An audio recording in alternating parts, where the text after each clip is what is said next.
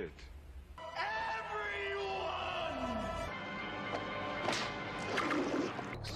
Hightailed it out of there.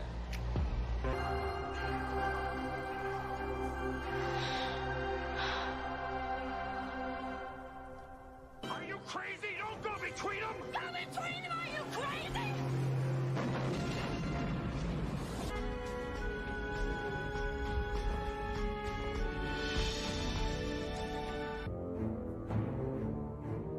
Welcome to my home.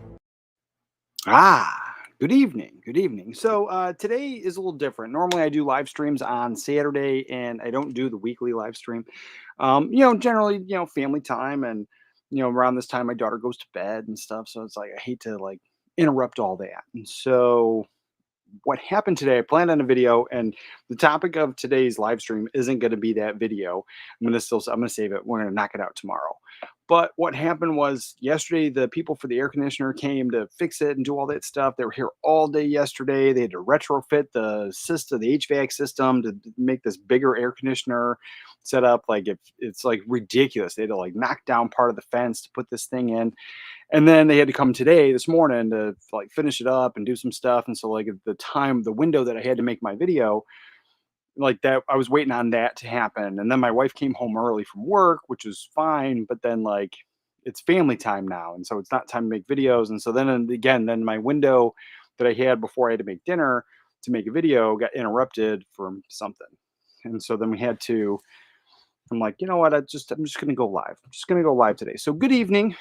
Good evening, everybody. Definitely different than we normally do, but we're going to do an unboxing. I actually have some long out of print, hard to find, usually really expensive VHS. We're going to open this up. And today we're going to cover some of my summer favorites. Now, I usually make a video every single year, and some of these movies might have made the older videos, but I do try to, because like everybody's going to make this kind of video. Like, these are my summer favorites, just like Halloween and Christmas. So I do try to like mix it up a little bit. And so, because there's plenty of movies that I watch during the summer. So we have that. And then, the first thing I wanted to mention was this one. And this is a new one to the collection. I don't know if this is going to be one of my summertime favorites, but it was an enjoyable blind buy. And it's another YouTuber, Garrett, Born to be Rad. Great guy. Love the guy. Love his videos. Generally, when I catch his live stream, I tend to buy stuff. And so like he mentioned this video, he was doing his summertime favorites video and or live stream. And he mentioned this Wes Craven's Summer of Fear with Linda Blair. And I was like, enough said. And I blind bought it. And I enjoyed the film. And at some point it does become a little bit predictable and stuff, but it's still fun, really enjoyable, great summertime flick. Like I said, I don't know if I'm going to add this into the rotation all the time, but man, it was a good blind buy, and he's the only person that I know of that can like throw out a live stream, and I'm just spending money, always. But good afternoon. We have 11 people here, surprisingly, because I never stream on a Saturday or on a weeknight. Let's see, who do we have here? Night 90. Afternoon, brother. Evening. Hello, 80s mate. Hello, brother. Hello. And Arthur, mug time. Yeah, break out the mug. I didn't bring up mine. I got some drinks here. I got my Arnold Palmer, and it's non-alcoholic. It's just regular tea. It's literally my favorite drink. And then lately, when I was in the Navy, I used to drink the Green Monsters, and pretty much I don't drink them anymore. But like once in a blue moon, if I go to the grocery store and I need a drink, like I'll usually grab that almost like a treat. And they didn't have any, and so I grabbed this, and I like it. Viking Berry Monster Energy crap, and it's this stupid juice. It's not good for you. It's really not good for you. But I've been enjoying it. And I did not think to grab my mug because it's late at night, But yeah, mug time for sure. And Eric Grant. Hello, everyone. Oh, Eric Grant with the everyone. Let's see. Good afternoon, brother. Where you are, it's probably morning, but good morning, wherever you are. Let's see. Bring me everyone. What do you mean, everyone? Everyone! Ah, yes, everyone, for sure. I absolutely love that.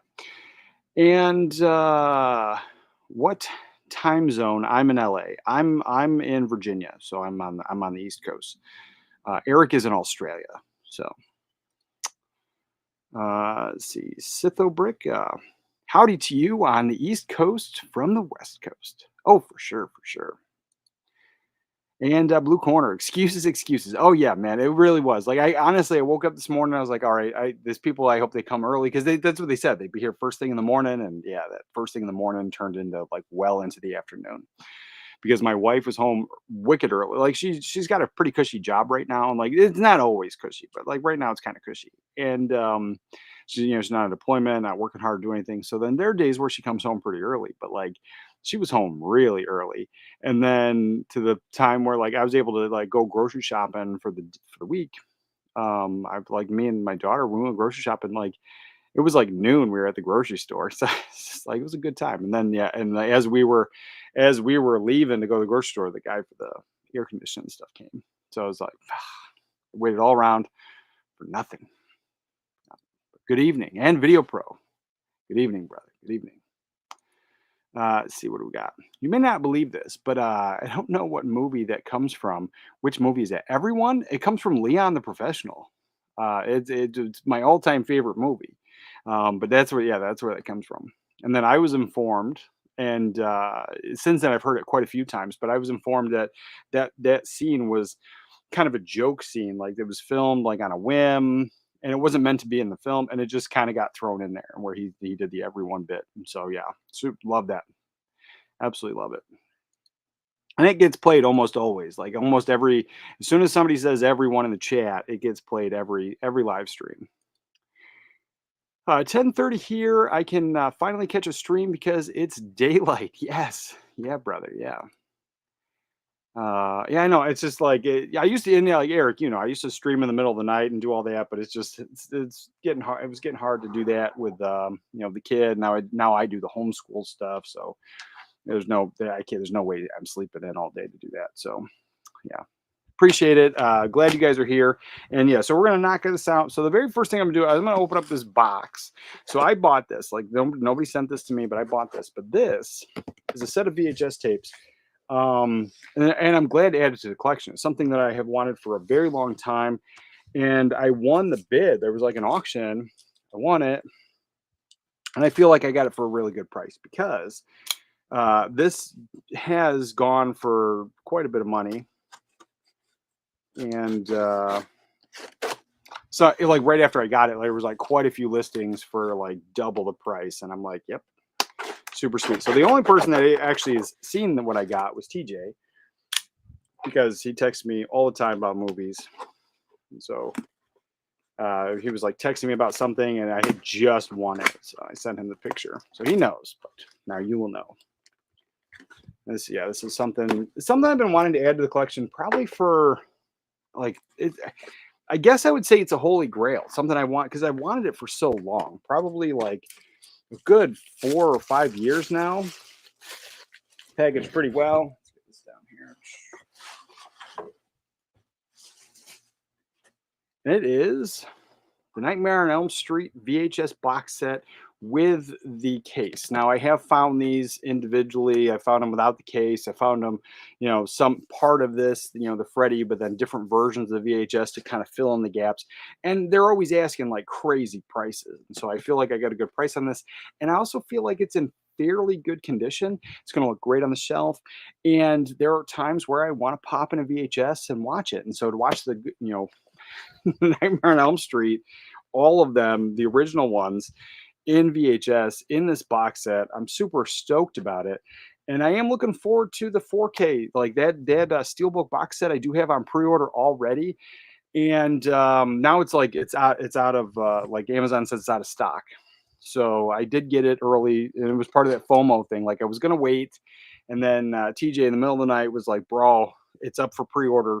And so then like just that kind of like he didn't twist my arm. All he said was, "Bro, it's up for pre-order." And then I've like kind of tricked myself into like, well, TJ said I have to have this, and so I did. I pre-ordered it, and then like we did that live stream that Saturday, and they were already like out of stock again. So hopefully I get one. Super excited.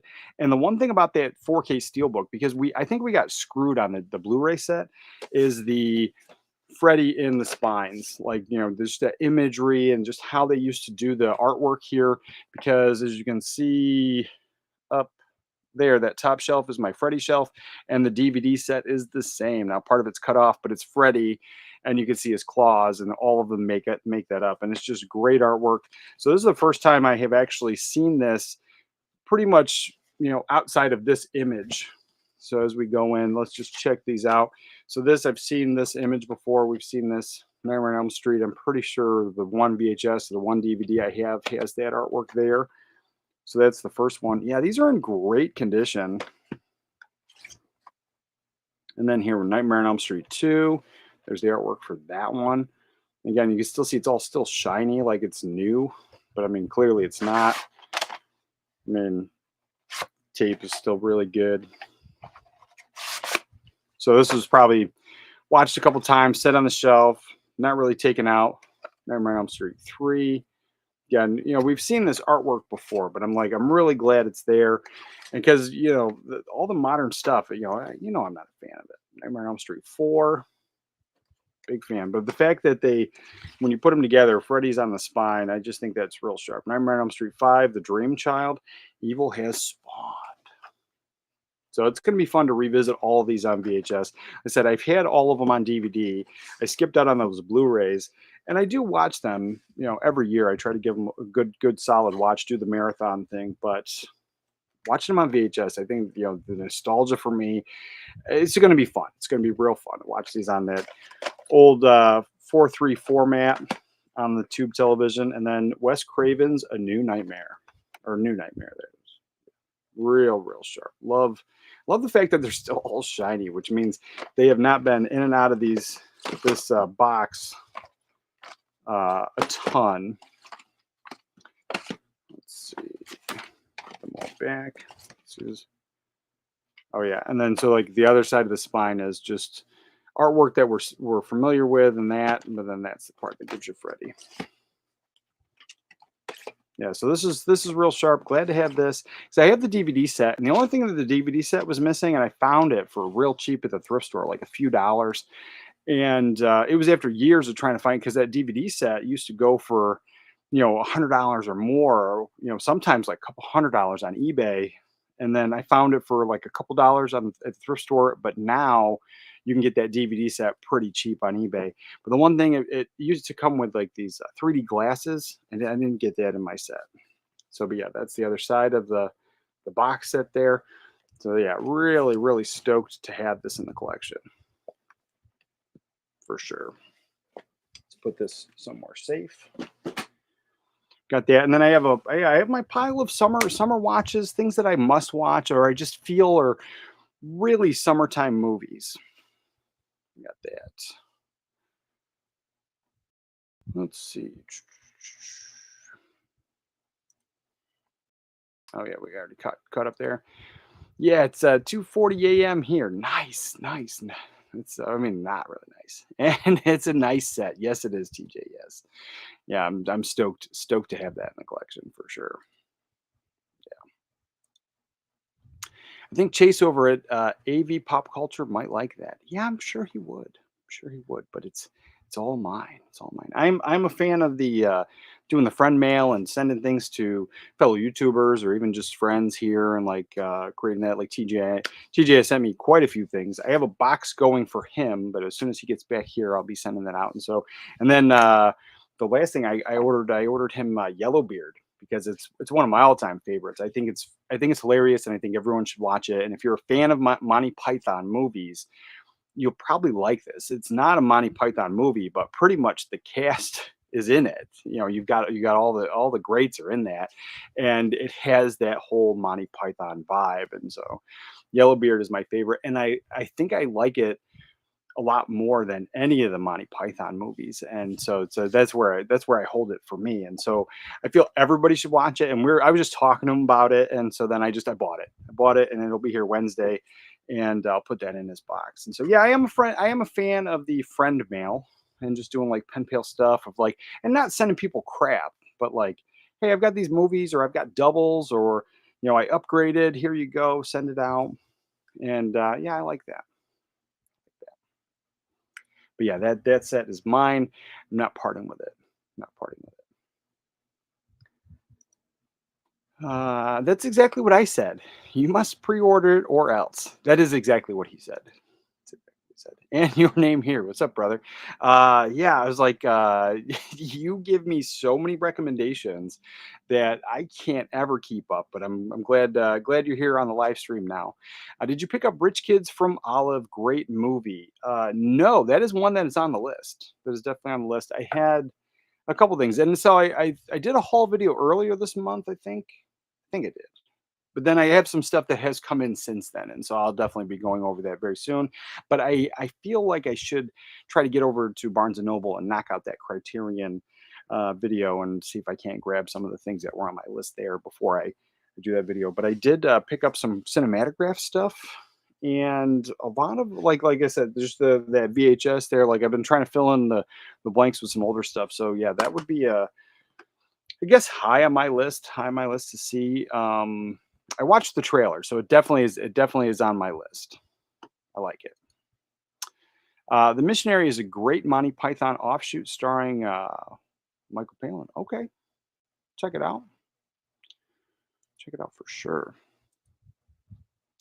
Yeah, Missionary. I have to remember that. And Trini Alvarado was in Rich Kids and also Times Square, which Kino released. Yeah, I'm not familiar with Kino or the Times Square there, but yeah, definitely check that out. So yeah, so we're gonna talk about this, and I guess they're not really in any kind of order. I didn't really rank these, but these are movies that I have in my collection that throughout the years they're just summertime staples, and like obviously some of them I've talked probably ad nauseum or you know, probably you're sick and tired of hearing about it. But I did try to make sure I had in other films that I watch every summer and that I really enjoy. And the very first one here for me is a solid summertime film. Now, I guess you could really watch it any time of year, but it is Biodome with Pauly Shore, Stephen Baldwin. You got Joey. What's her name? Is it Julie Lawrence? Yeah, she's in this, and yeah, I just absolutely love this. And this is an Olive Films release, and as far as I know, the Biodome was only put out on Blu-ray from Olive Films. Maybe there was another release, but this is the one that I grabbed because it was the only one that I knew about. And so this is just a great one. I added this to the collection probably a couple years ago, but yeah, the solid summertime film. Really enjoy it. Just watched it again. First time watch with my kid. She kind of enjoyed it, but like she's been into a lot of the comic relief characters lately, and so I was like, Pauly Shore is perfect for that. She's like the whole entire time, like she'll watch anything with Bronson Pinchot, and she loves like the Perfect Strangers TV show, and he's plays Balky in that, and real goofy. And then a lot of the comic relief people, but then like she's sitting there and she's like, yeah, that guy's dumb, and I was like, but you like Encino Man and Pauly Shore's in that, and you think that's great. So for whatever reason, she didn't get the connection that Pauly Shore is the same person in both movies, and that for whatever reason she thought he was dumb in this, but she still enjoyed it. So yeah, that's a nice solid summertime watch for me. I do like this one, and it's one that I did get caught up in that Pauly Shore craze back in when I was a teenager back in the '90s, and not he did the spring break stuff all the time on MTV, and I mean there was like a slew of dumb movies coming out all the time, and I think out of all those Pauly Shore movies at the time that I recall, like I like Biodome. I went and saw Jury Duty in theaters. I wasn't super thrilled with that one, and I liked In the Army Now. I thought that was good at the time, but I don't own that one, and I haven't revisited it since. The only Pauly Shore film I believe that I have is Biodome. And so that's the only one that it stuck with me. But as a teenager, as a kid, I kind of did do that Pauly Shore craze and was just super into it. Oh no, we do have Encino Man. So yeah, I do have another Pauly Shore film, but yeah, I don't really think that's a Pauly Shore. I think he's just in it, whereas opposed to like Biodome and Jury Duty and all those are Pauly Shore films. Let's see, what is this? Wish they'd put Encino Man and Son-in-Law on Blu-ray. but alas, they're Disney owned. Yeah, Encino Man, I have it up there. I almost pulled it down for a summertime flick, but they're still going to school at the time, so I didn't. But they live in California, and so it does have that summertime vibe. So it totally works, and I'm sure we watch it most often in the summertime. But yeah, it's DVD, and it is. Yeah, I'm pretty sure you're 100% right.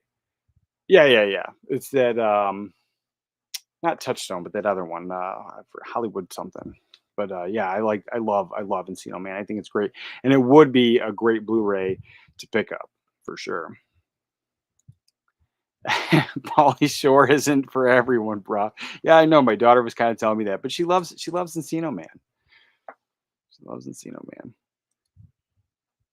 I would still buy Son-in-Law to this day if it had an HD release.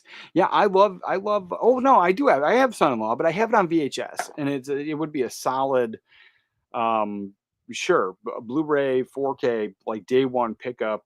Love that film. Thanksgiving staple.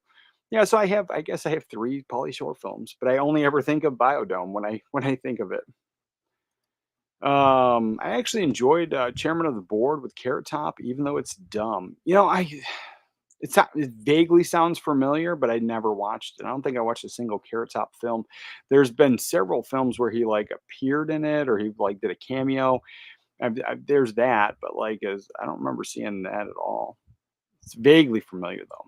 I'll check it out. Oh yeah, for sure. Yeah, so I got that one. That one's a solid summertime watch. We just rewatched it literally a day or two ago, and I definitely enjoyed it. And then the next one that's a solid summertime staple that I have to watch every single summer, and I'm sure it gets mentioned by other people. I'm pretty sure Garrett mentioned it on his show, but this is something that it's been in my collection forever. And then I actually upgraded. I had like a regular standard. I don't know if it was the DVD or the Blu-ray, and then I upgraded to get this Shout Select version, and then I have the Arrow video version. But the Arrow video version is Region B only, so I bought that. I think I bought that before I bought this Shout Select, and I didn't have my region free player at the time. So I do have two copies of this film. I have the Shout Select and I do have the Arrow video from the UK, and it is the Burbs. Absolutely love this film. And then this Shout Select and the Arrow video has a reversible art as well. But you have the original artwork from the VHS, and that's what I remember. I remember seeing that in the video rental store, and I absolutely love this film. And then my mom, who's like super religious, we rented this, and I just remember we didn't finish watching it. She was upset. She was very mad at Tom Hanks that he did a movie like this. And because like that whole scene of it where he says like the neighbors like Satan is our friend, Satan is our pal. Like she just was pissed. And then it was the scene where he was dreaming, and then he was in the cauldron, and then there's that, and she took it out, put it away, and said we weren't allowed to watch it because it's all real, and it's a bubble, and it goes against her religion, and it just was a whole thing. And I've loved this movie mostly because she hated it. And so that time we didn't get to finish it. And then it was like a year later, I think I saw this at a friend's house, watched the entire thing, absolutely loved it. And since I've been owning movies, this has been in my collection. Absolutely love this. And all my kids grew up watching it, so this has never bothered me ever. Always enjoyed it, and I think it's a solid summertime movie. Really enjoyable, always a high recommend. And I've talked about this before, I think, but the main character, and I forget his name, but the neighbor, the heavier set neighbor there, I always wondered, was the cast that's in this film, I always wondered like what it would be. And I don't usually do this, but like what this movie would have ended up being if John Candy filled that role. Now I think everybody's fine, and I don't usually want to replace anybody. And I think that actor, and I always forget his name. I think that actor, the heavyset actor, is great in this. And so like not to take any of that away, I just always wondered like if this cast in John Candy, what this film could have been or would have been, or if it would have just been taken too much. And so this is a Joe Dante film, and yeah, one that I've just every summer since I was a teenager, at least I've been watching this, and so absolutely love this one for sure, and high recommend. But we just rewatched that one again. Probably gonna watch it 2 or 3 more times before the summer is over. And I mentioned before, I mentioned a couple, Saturdays ago, we're doing this camping trip, and I'm an indoor cat. I've said this all the time. It's a joke. I'm not really an outdoor person. I like camping. I enjoy that, but like, if my wife wanted to sit out in the backyard, I'm staying in the house. Like it's not for me. Like she went to my in-laws this past week and bought a new car, and she FaceTimed me from her parents' front porch. She's sitting in a rocking chair on the front porch just watching this, just sitting out there and enjoying the weather. And I know I wouldn't do it. So yeah, it's one of those things. So I got a projector, and I got this battery operated portable projector. I'm going to do a whole video on it and talk about it because it's super awesome. And I paid for it with my own money. They didn't send it to me, and there's that. But I wanted to take it camping, and I know the Burbs, and I had to put a bunch of movies on the hard drive. I ripped them to my computer. I put them to a hard drive, and so then I can plug the thumb drive into the projector, and I can watch movies that way. And so the Burbs is definitely going to be on there as well. So we're going to watch that while we're camping. Let's see, what do we got here? Oh, that's a good one. I have Gorp on DVD. So Gorp is fun, Meatballs knockoff. Yeah, Meatballs is great too, and that almost made the list. Like I watch it every summer for sure, but I think I've talked about it before, and so I try to add in films here that maybe I don't talk about as often. But yeah, Gorp, I didn't even think about it. I have it on DVD, and I do try to watch it every summer. Sometimes I forget about it because it is on DVD, but yeah, I do have that one and do love it.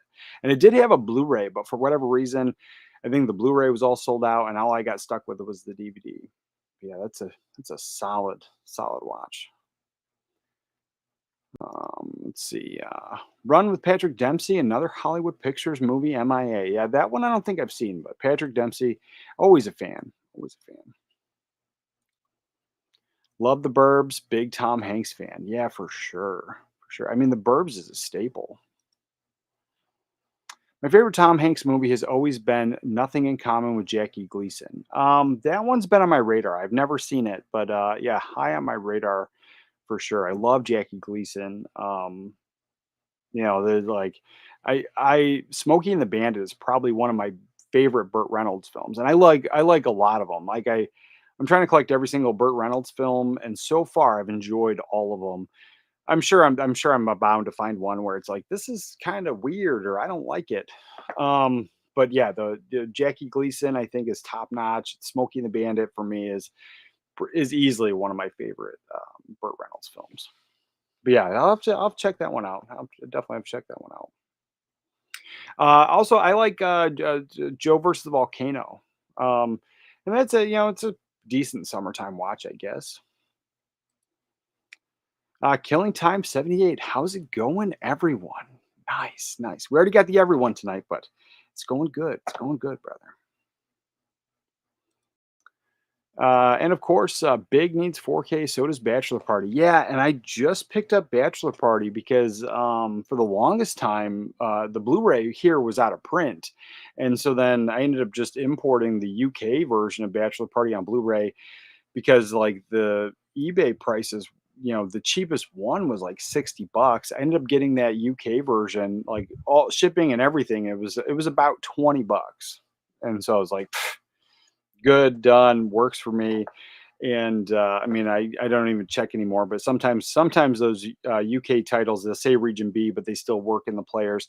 But I didn't even bother checking, because I have the universal region free there. But yeah, that's something that I hemmed and hawed because I was waiting for. I felt that a 4K was coming, but then like Disney bought Fox. I don't think we're ever getting it. I would love to.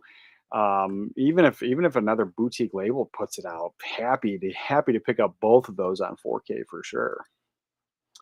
The Money Pit, Joe versus the Volcano, top notch Tom Hanks movies. Oh yes, yes they are. I completely agree. Money Pit is probably my all-time favorite Tom Hanks film. Like we watched that a ton. That's another solid summertime watch. But I mean, I could watch that one any time of year.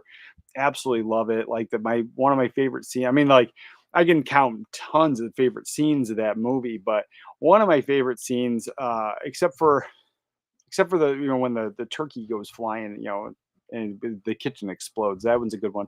But when he falls through the floor and he's stuck, like I just love the practical effects. I love just the physical comedy, the actual things being funny instead of just the constant back and forth bickering and banter. The banter is good sometimes, but like physical humor or sight gags are lacking in a lot of movies, and that one has tons of them. So yeah, definitely solid films for sure.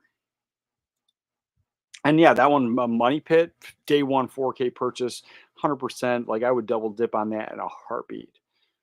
Joe versus the Volcano, like I enjoy my Blu-ray. I don't, and it's a Warner Archive, so like I don't think that would be a day one upgrade, day one double dip for me. But the Money Pit, 100%. Uh, let's see. Money Pit has great poster art. Yeah, it does. I would like to get an original movie poster of Money Pit for sure.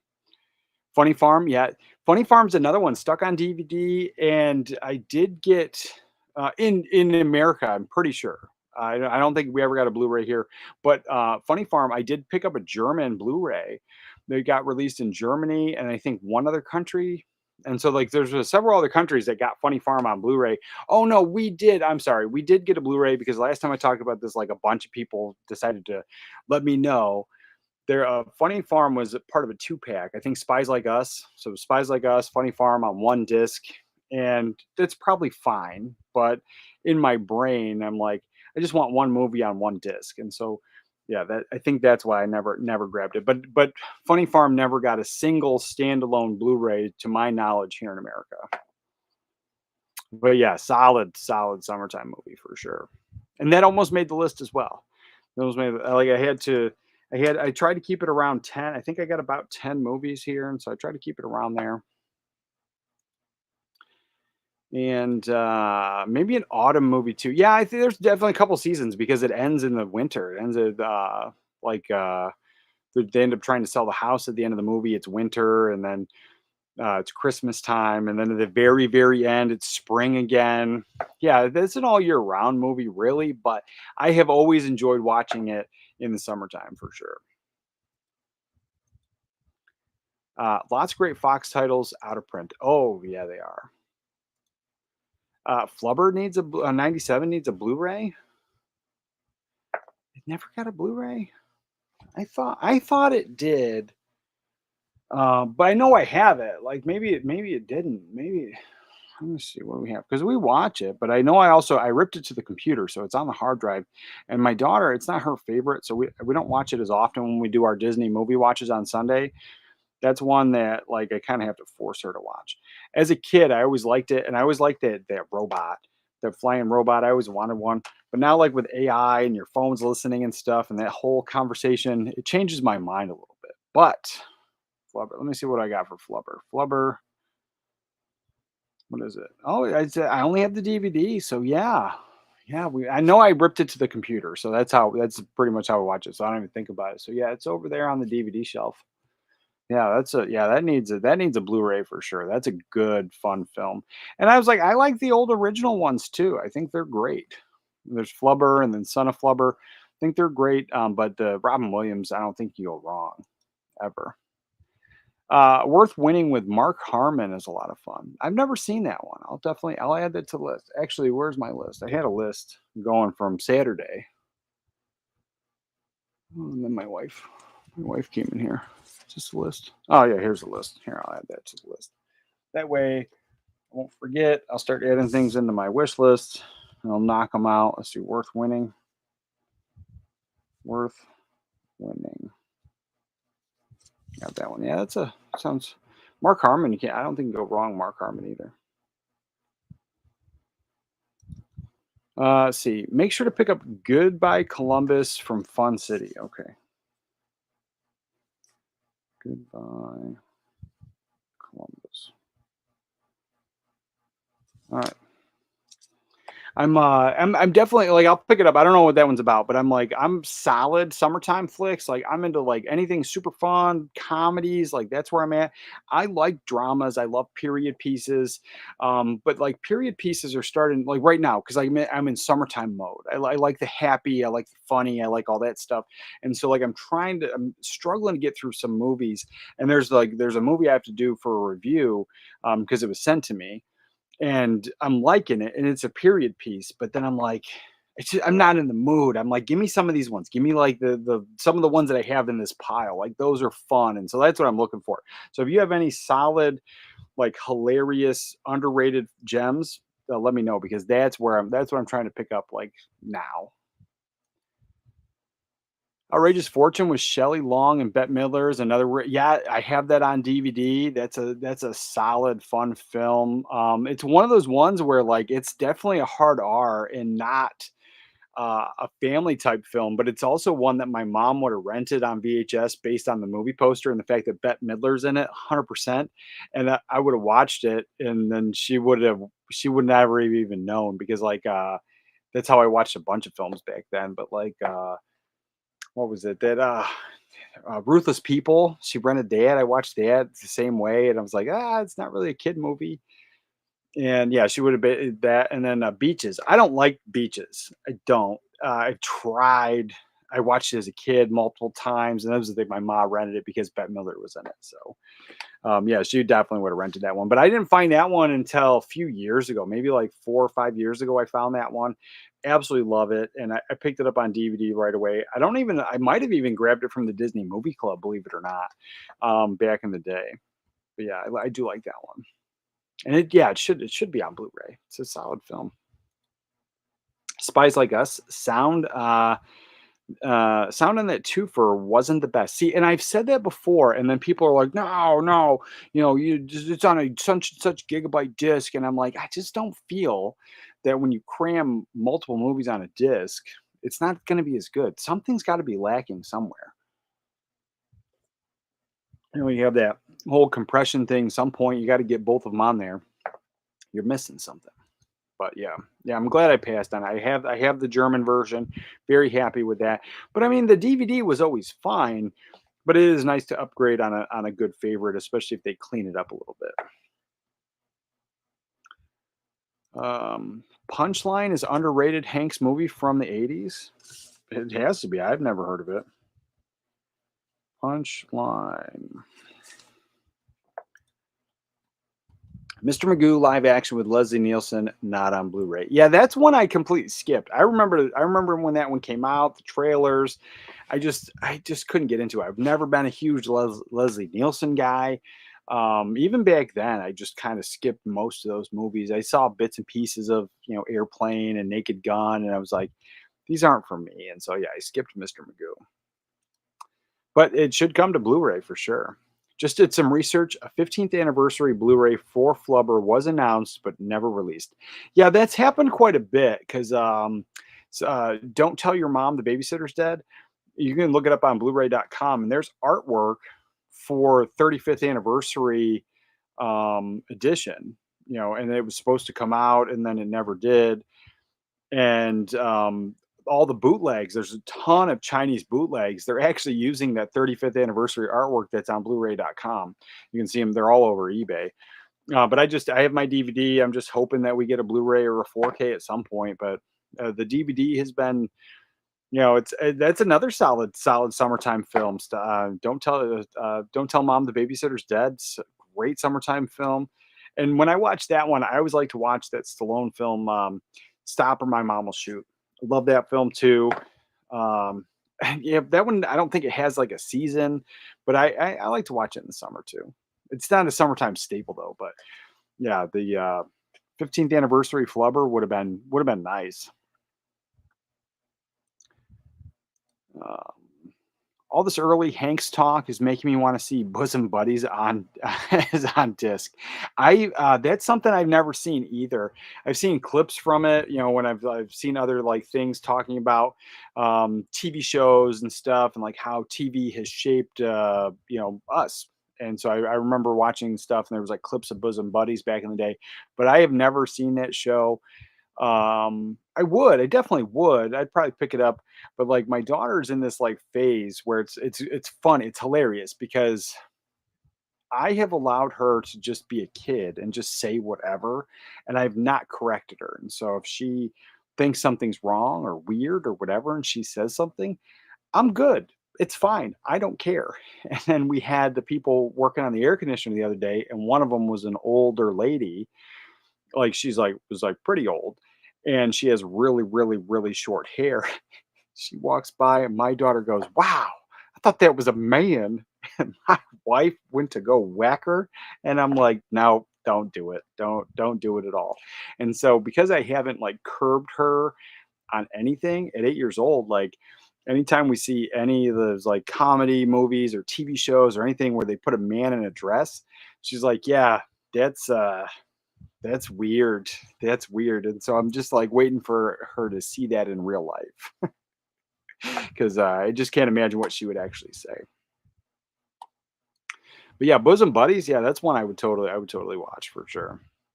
Let's see, Love Potion number 9 with Sandra Bullock is also funny. That one I remember seeing it at the video rental store, but I never watched it. I remember seeing it on the shelves. Let's see, Love Potion number 9. By the guy who wrote Ruthless People and My Cousin Vinny. I like both of those films a lot. Like Ruthless People is a solid film, and you could even say Ruthless People is a good summertime film. I absolutely love it. Same thing with My Cousin Vinny. Like those are just good films. I would watch them in the summer for sure. Bosom Buddies has a DVD box. I could easily pick that up and put that on the Plex server there. Minus the Billy Joel opening theme. Oh yeah, I'm sure. There's always those music rights. Head Office with Judge Reinhold, a high recommend. I was just watching a movie last night with Judge Reinhold, like something I completely missed, and I thought it was going to be great. It was listed as a comedy. I was so bored. I forget what it was. I literally wasn't even paying attention. I went to my phone or went to my laptop and was like, looking at the camping stuff and like got sidetracked very easily.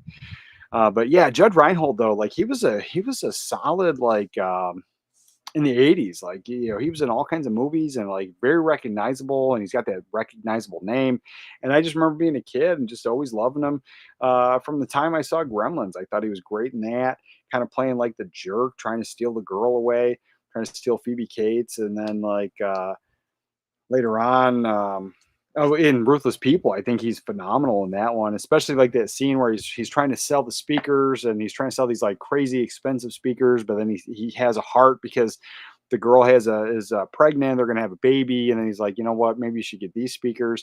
And it was just like it just showed his character, and then also in the acting ability, like he's very well rounded. I really enjoy Judge Reinhold, especially from the 80s.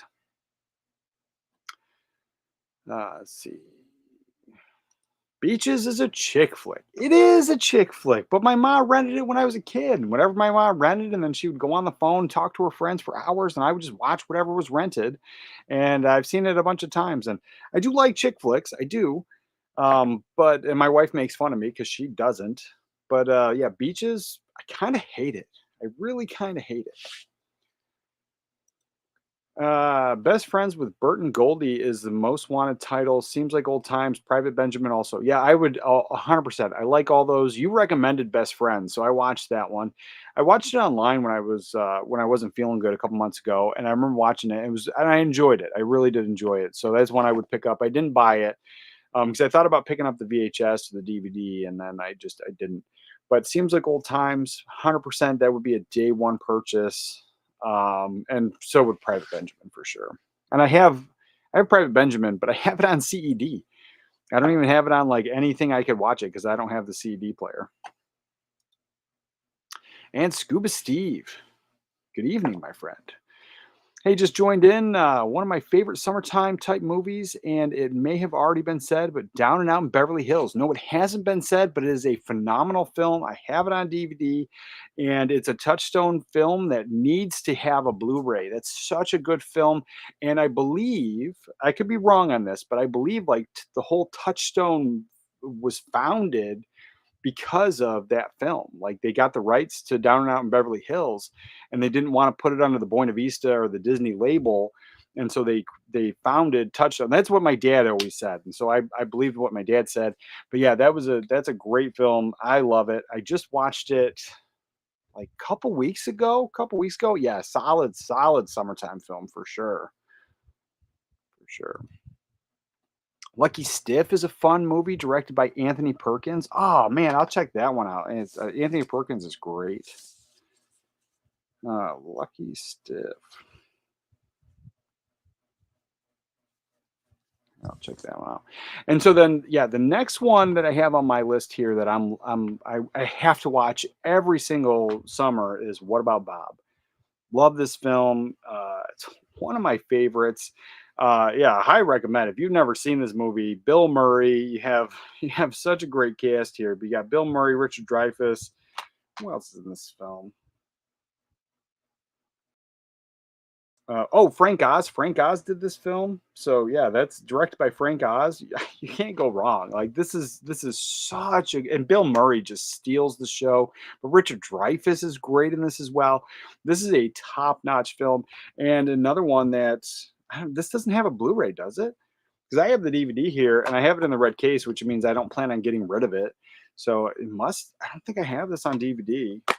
This must just be stuck on DVD for sure.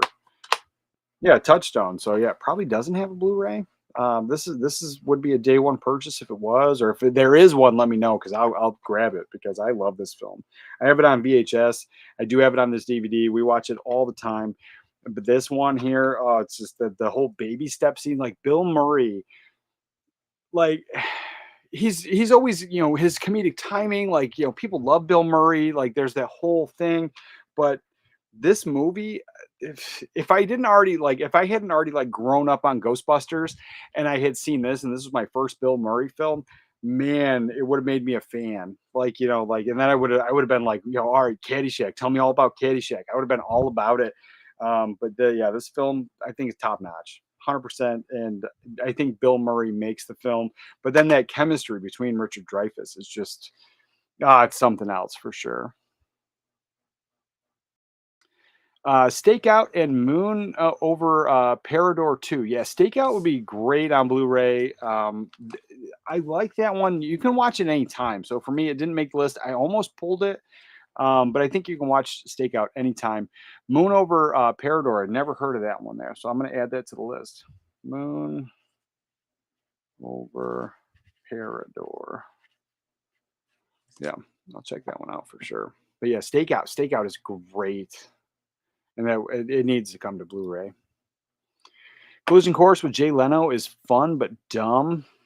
I think I don't know. I've seen it. I've seen a couple Jay Leno films. I don't know if I've seen that one.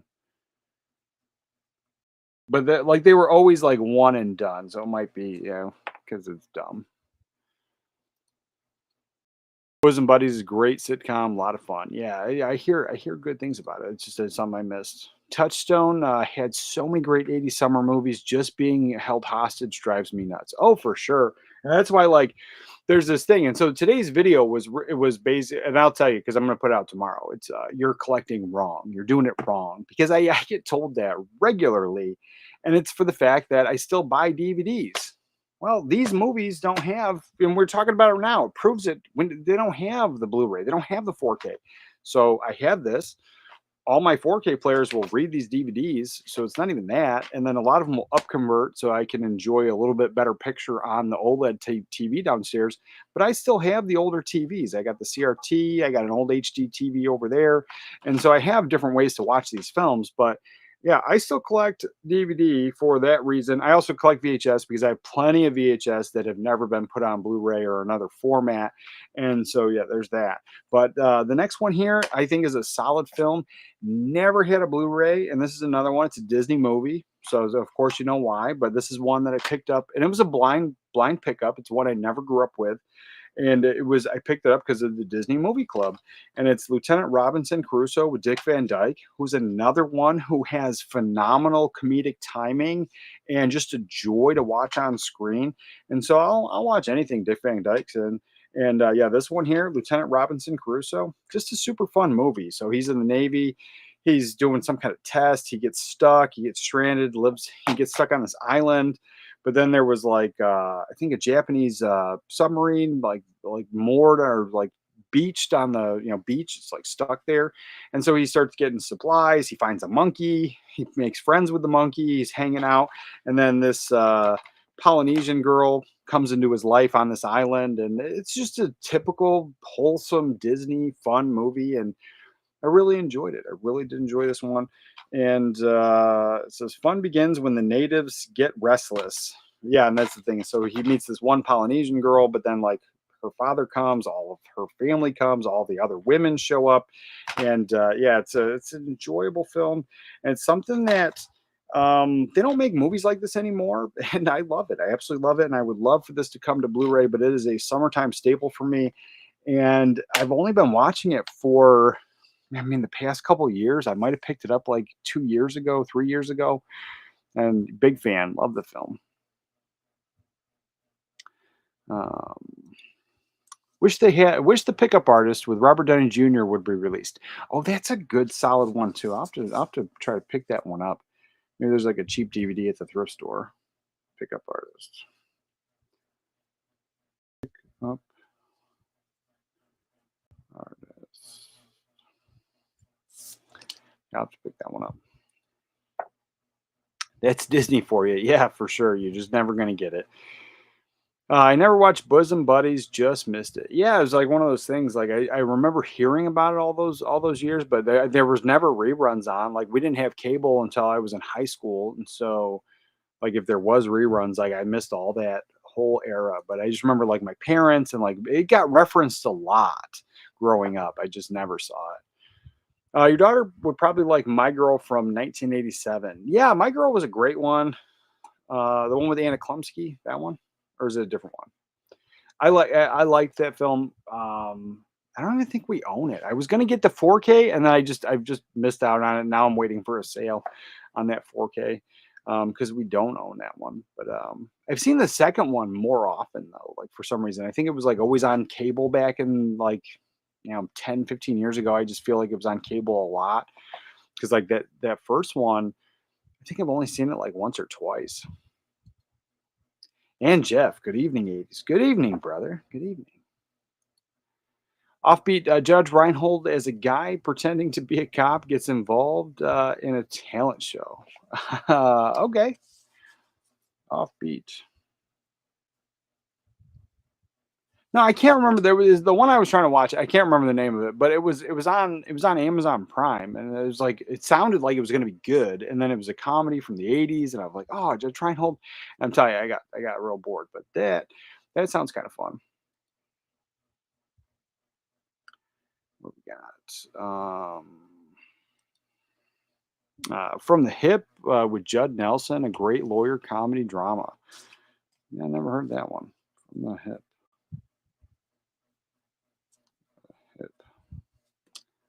Check that out. You know what else is like I think missing from my collection? A lot more Christopher Lloyd films. Like so, I mean, I have the classics, obviously Back to the Future, and I have like some classics. But then, oh, forgive me, like it was recommended. I don't remember who recommended it, but I picked it up on Laserdisc because it was great. It was hard to find, super hard to find. It was a fun movie. And Christopher Lloyd's in that one, but something Weasel, T-Bone and Weasel. That's one super underrated. Love that film. It's a good summertime film. But Christopher Lloyd is playing. Uh, he's playing. Like he takes in prisoners when they get out of jail, takes them in like a halfway house. He's doing like halfway house, but he's getting evicted, and so so you have Gregory Hines. I think it's Gregory Hines is in that one. Shows up, he gets out of jail. He's supposed to go there for the halfway house, but then they can't. So then he breaks parole. They go on the road. They become buddies. It's like a reverse buddy cop film. Really enjoyed T-Bone and Weasel, and so yeah, I need more Christopher Lloyd films from the 80s and 90s that are just like I have Clue, I have like your classics, but like something like that, like the super underrated, like a hidden gem, something you'd find at the video rental store. Yeah, more Christopher Lloyd. He has great comedic timing as well. A good summer movie is Airborne. Airborne. Is that the one with the? Is that one with the? Hold on, let me check. I don't think I have it, but let's see. IMDb. It's not the one with Robert Downey Jr., right? Or no, that's Air America, right? Let's see. Airborne movie.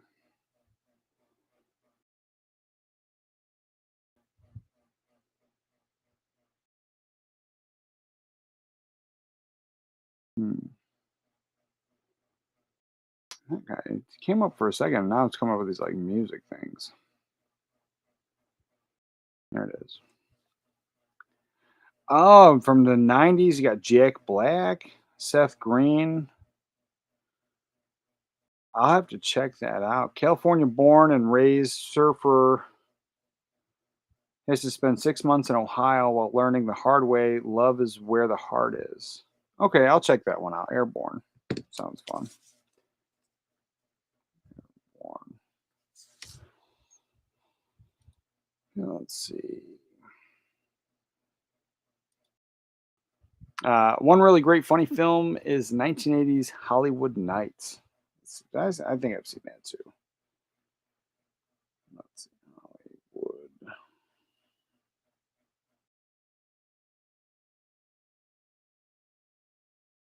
Hollywood Nights. Oh, with Tony Danza? Yeah. I don't have this one, but oh, great poster art on it. Great poster art. It's the same movie you're talking about. It's on Tubi, so you guys can check it out on Tubi. You can buy it or rent it on Amazon Prime, but yeah, it's free on Tubi. Michelle Pfeiffer's in it. Yeah. Great. Yeah, check that. Great poster there. Oh, I got my stuff turned up there. Let me turn it down. Yeah, there you go. Great movie poster. I love those old movie posters. So that one has been on my radar, just haven't seen it yet. Yeah. Looking forward to it. And yeah, Michelle Pfeiffer. That's a huge selling point for sure. For sure. Love Hollywood Nights with Michelle Pfeiffer and Tony Danza. Yes. Yeah. Solid. When I was growing up, I remember them filming Stone Cold right down the street on the beach in Bay St. Louis, Mississippi. Nice. It was so cool to see that. Oh, I bet. I bet. Like that, being around them making a film in your hometown, like yeah, I'd be in heaven, I think. Like that would be cool. The next one here is one I talk about all the time. It just got an upgrade to Blu-ray. It was stuck on DVD for the longest, and there are times when a movie gets put out on Blu-ray, and then it seems like the community and the other YouTubers that are here that talk about movies, all of a sudden they're like, "Oh my god!" And like I just feel like it was an obscure movie that nobody ever talked about, and then it's getting a Blu-ray, and then everyone's like super stoked about it. But this one, 100%, like for years I was not the only one going, "Hey, this doesn't have a Blu-ray." Like for years, like everyone, it seemed like everyone loved this movie, but I didn't grow up with it. This is a movie that my wife, and I've said it before, like maybe 5, 6, 7 years ago, my wife randomly, and she's not a movie person, and so she was like, "I want to watch Summer Rental." And I had never heard of it. And so I was like, I don't know what that is. And she's like, it's a John Candy film. Like, what's wrong with you? And being a huge movie guy and seeing like just being raised on movies and it being a John Candy film, I don't know how I completely missed this one for so long. And so this one's only been in my life for about 7 years max. And I've been watching it ever since. We're talking about Summer Rental. Absolutely love this film. It did just get a Blu-ray. I do have the Blu-ray. It's on my Kino shelf over there. But we just watched this multiple times and testing out the new projector. The new projector is super awesome. As I said, I'm going to make a video of it, but like I put it through its paces. Like I took it outside. It's got the battery. I had it plugged in. I watched multiple movies, but then it's designed where you can like lay it down and you can like shoot movies on the ceiling and lay in bed and watch a movie. So I watched Summer Rental while laying in bed. So like I just watched this one very recently. Absolutely love it. Super solid film. Huge fan.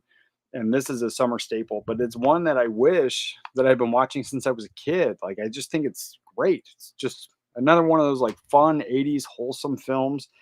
And yeah, it's a good one. Definitely a good one. Let's see. Dark Room Reviews. Hey, what's up, brother? Hey, 80s. Hope your day was good. It was. It was. I didn't get to make a video today, so that's why we're doing the live stream. Is because normally, I just do the live streams on Saturdays, but then family went to bed. They're doing their thing. They're sleeping. I got a little time, and for as long as I'm not bothering anybody, I can do the streaming thing. And so, yeah, it's been good, but I had to wait for the air conditioning people. They came yesterday and then they had to come back today. And so I had to wait for that to happen. And so I just kind of put off making the video today. Wasn't the video. This wasn't the plan. So this is just a hangout stream. If you have any questions, ask me anything you want. And then we're just talking about the summertime movies, my summertime staples. And that's what we're doing today. But yeah, hope your day was good too, brother. Blue Corner, man, makes me think of House Guest. Oh, that was so fun. It was so fun. I have that on VHS, and that needs, I don't know if it got a DVD, but it definitely needs a Blu-ray upgrade for sure. First Kid and Low Down Dirty Shame. Low Down Dirty Shame is so good. I love that film, and it's kind of cheesy. But it's classic '90s, and that movie. And I was like, I know Jada Pinkett's got this attitude, but like that movie made me like fall in love with like sassy little black girls. And like so I went through a phase where um like anybody that I knew that was married to a little black woman, they would like kind of like push me away or like make sure I wasn't around when their wives were around. And I remember I was on the ship and when I was in the Navy, and my chief actually sent me on a garbage errand. Like it was like a dumb thing. And like everyone else was like, why does he get to go? Because like it was also like at a time period where everyone was like doing something and it was kind of important for some kind of like test. Like we had some kind of like, I don't know if it's in serve or there was like some big thing coming up. And like pretty much like you couldn't really leave the ship at the time period. Like everybody was super busy and doing stuff. And I got sent to like go to get a couple drinks or something for everybody in that office. And then I find out it was because his wife was coming on the boat and he didn't want me on the boat when she was there. And so I thought that was funny. And it was all because of Low Down Dirty Shame. And for whatever reason. But the thing is, I never married a black girl. I've dated a few of them, but like I'd never married a black girl. Like, and so I always thought that was kind of funny that everybody just assumed because how much I love that film. And I talk about Jada Pinkett. Let's see. She's Out of Control is another Tony Danza movie. Yeah, I like that one. I picked up the VHS not too long ago, and then I ended up sending it to Brian over at Last Movie Standing. I sent him a box of stuff, and like he had mentioned how he was looking for that film, and so I just sent it to him. And the thing is, like he does some of these videos about like restoring physical media and like kind of taking care of it and fixing it up and like making it look better. And it was kind of a rough condition case. Like the movie, I think the movie played fine because I watched it once. It played fine, but it was a VHS and the cardboard case was kind of rough. And so I sent it to him thinking he might be able to fix it anyway. But so I had it for a brief moment, but I sent it off to a friend. But yeah, it's a good one. Definitely a good one. And I don't know if that ever got a Blu-ray.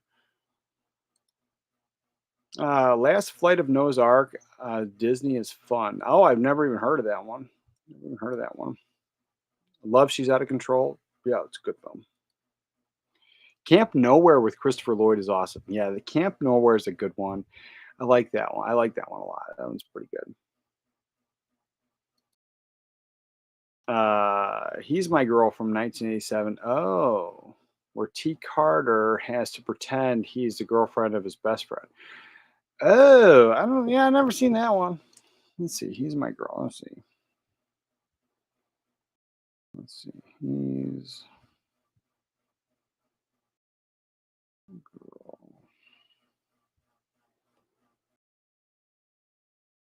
Let's see. Okay, yeah. I'll have to check this out. That looks funny. That looks. It says it's got a Blu-ray. Or there's like a picture of a. It says HD poster. So I'll have to check that out for sure. Yeah. Wearing a dress is ridiculous. And then there's that one, and so that one reminds me of Just One of the Guys, and I freaking love that film. I grew up watching that one, and then I have it, and so, like, I'm pretty sure it has a Blu-ray now, but do I have the Blu-ray, or does it have a DVD? But I love Just One of the Guys. Let's see.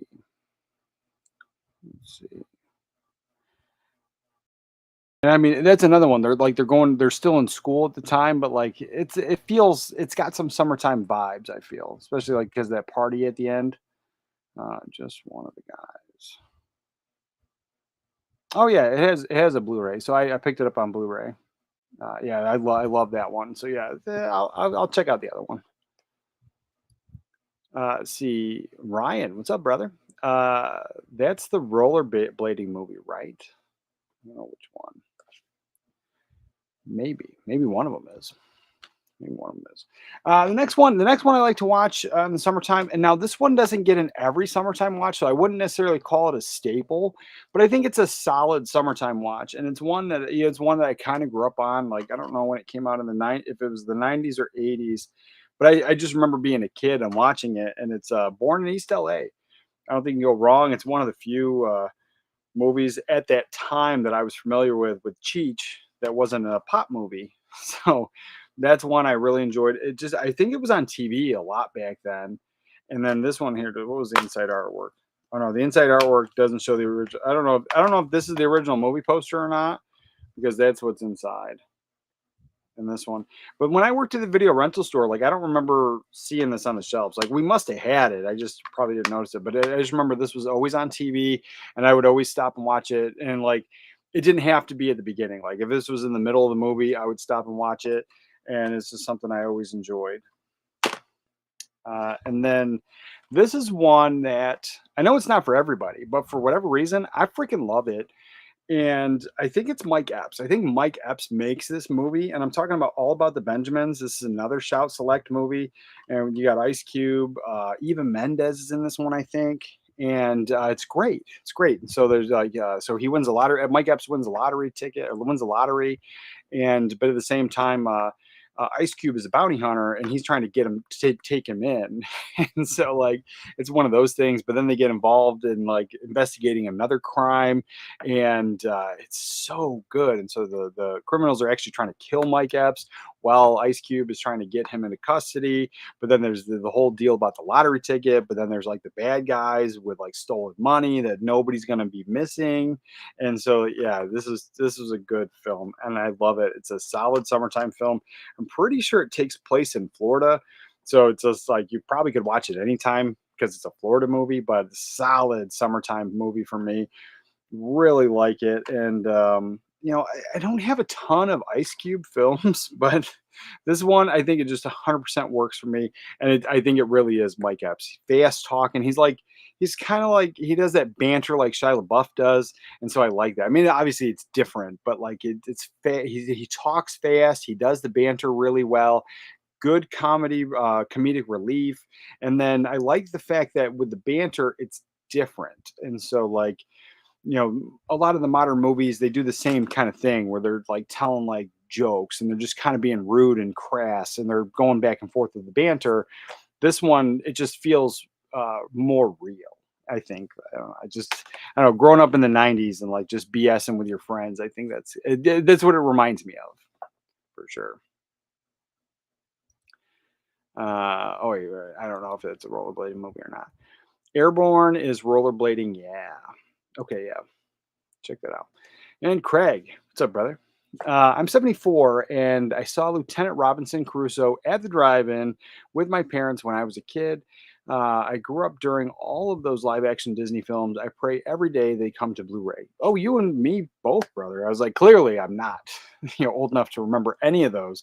But as I'm discovering them, I love them all. Like one of my all-time favorites is so I've like two that I like to watch all the time, but one of them is the Cat from Outer Space. I freaking love that movie. I don't really care for aliens. Like I like the Alien movie, like I like that with Sigourney Weaver. Like there's that, and there's some Alien movies I enjoy. But as far as like being a big alien guy, I could care less. And the fact that the cat's an alien, I think that's great. I think it's wicked funny and it's wholesome. And so yeah, all those old live action Disney movies, I'm discovering a ton of them. There's one like any of the ones with Dean Jones, I'll watch those all day. But there's one, and I'm pretty sure it's Dean Jones. Like they inherit a ski lodge in the like the this like crappy rundown town, and the ski lodge is run down, and they pretty much put all their money into it. But then the local banker like knows that the land and everything's worth a lot more money, but he's not telling them that because he wants to snake the land out from under them. And that one I just watched, like I think this past March, and I loved it. But it's something that I had never seen before. I never heard anybody talking about it, and it's just a great film. Great film. Yeah, so I'll watch any of those anytime. Let's see. Included option money. Professor Church of the Castaway, which family Robinson loved that. Oh yeah, yeah. Love those. Yes, the Rollerblade movie. Yeah. Trenchcoat with Margot Kidder and Robert Hayes, a good Disney comedy. You sold me there. I already got the Trenchcoat. Easy ad. But yeah, it's probably stuck on DVD or VHS, I bet. Disregard the last message in Search of the Castaways, Swiss Family Robinson, and the Absent-Minded Professor. Oh, okay. That makes more sense. I was figuring you were meaning Swiss Family Robinson. Love that film. Absent-Minded Professor's good. Son of Flubber's good. And Search of the Castaways. I don't. Yeah. I love Swiss Family Robinson. Solid. Christopher Lloyd and Howie Mandel and Walk the Line. Oh, I'll check that out. The man and the guy did that weekend at Bernie. Oh, okay, sweet. And walk like a man. Walk like a man. I think you recommended it to me. It was this movie with pretty sure Christopher Lloyd was in that one too, but oh, I forget. It's a heist movie where they get this coin or they get this jewel that was like they steal it by accident and then they find out it's worth like a super ton of money. Pretty sure Christopher Lloyd's in that one and maybe Christopher Lambert. Let's see.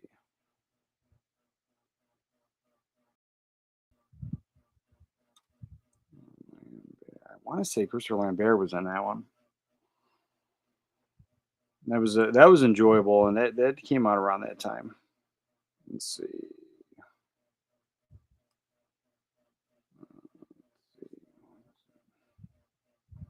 Because I just recently watched it. I don't think I bought it on VHS. I think I was looking at it, but I was able to catch it on Tubi or something.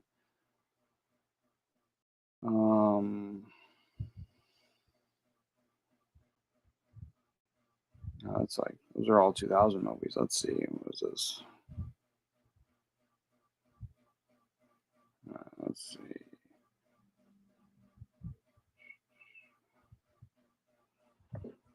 Haunted, no. Road Killers, no. Yeah. Oh, I forget he was in Loaded Weapon. I never think to grab those movies. Loaded Weapon. I'm not huge into the spoof movies, but I'd probably watch those again.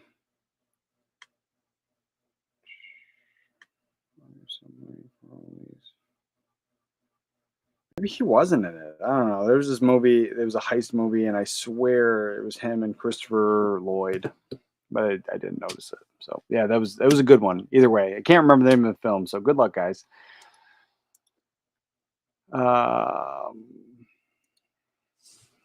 Whitewater Summer was a favorite of mine as a kid. Kevin Bacon takes a group of boys. Oh, I'll check that one out. That other one, that Whitewater rafting movie, I'm not like the biggest fan of it, but I have an IH DVD, the one with Meryl Streep. And isn't Kevin Bacon the bad guy in that one? But yeah, I'll check this one out. Whitewater Summer. Whitewater Summer. I'll check that out for sure. Yeah, and then another one of my absolute favorite summertime watches, and I don't know why I thought I picked this up on Blu-ray, and because I was talking about it, and I swear I picked it up on Blu-ray, but then I can't find it. I looked and looked and looked, and I checked my app, and it says I don't have it. But I mean, that's not the first time I haven't scanned a new movie, and I've definitely missed them, a few of them. But then it says I don't have it. It's not on my shelves, but I remember talking about picking up the Blu-ray. But I only have this on VHS, if that's the case, and it's Lake Placid. I watch it every single year. I absolutely love this film. I think it's funny. It's just like that perfect '90s film. But Oliver Platt, Bridget Fonda, Bill Pullman. Um, it's just a great thing. But Betty White, I think her humor is perfect, and like she just got some great comedic timing, and it just works for me. Even in that early CGI special effects, which I never really liked, I think it gives this movie charm. But Lake Placid, solid summertime flick, and easily watch it every summer. Easily watch it every summer. I don't know why I don't have the Blu-ray. I swear I had it because I know I talked about it either like this year or like towards the end of last year at some point. Like I know I was talking about it, like I was like, oh man, I'll pick that up. I like that movie. So I don't know if there was like a new release or something, but for whatever reason, I just have this on VHS, and so I do need to pull the trigger and grab that Blu-ray. But yeah, big fan, big fan. Bill Pullman, great in that as well. And then Space Camp. Oh man, so hard to find a reasonable price. Yeah, so Space Camp is one. It's like the very first movie that ever. Hold on, I gotta get a drink. Got that dry throat.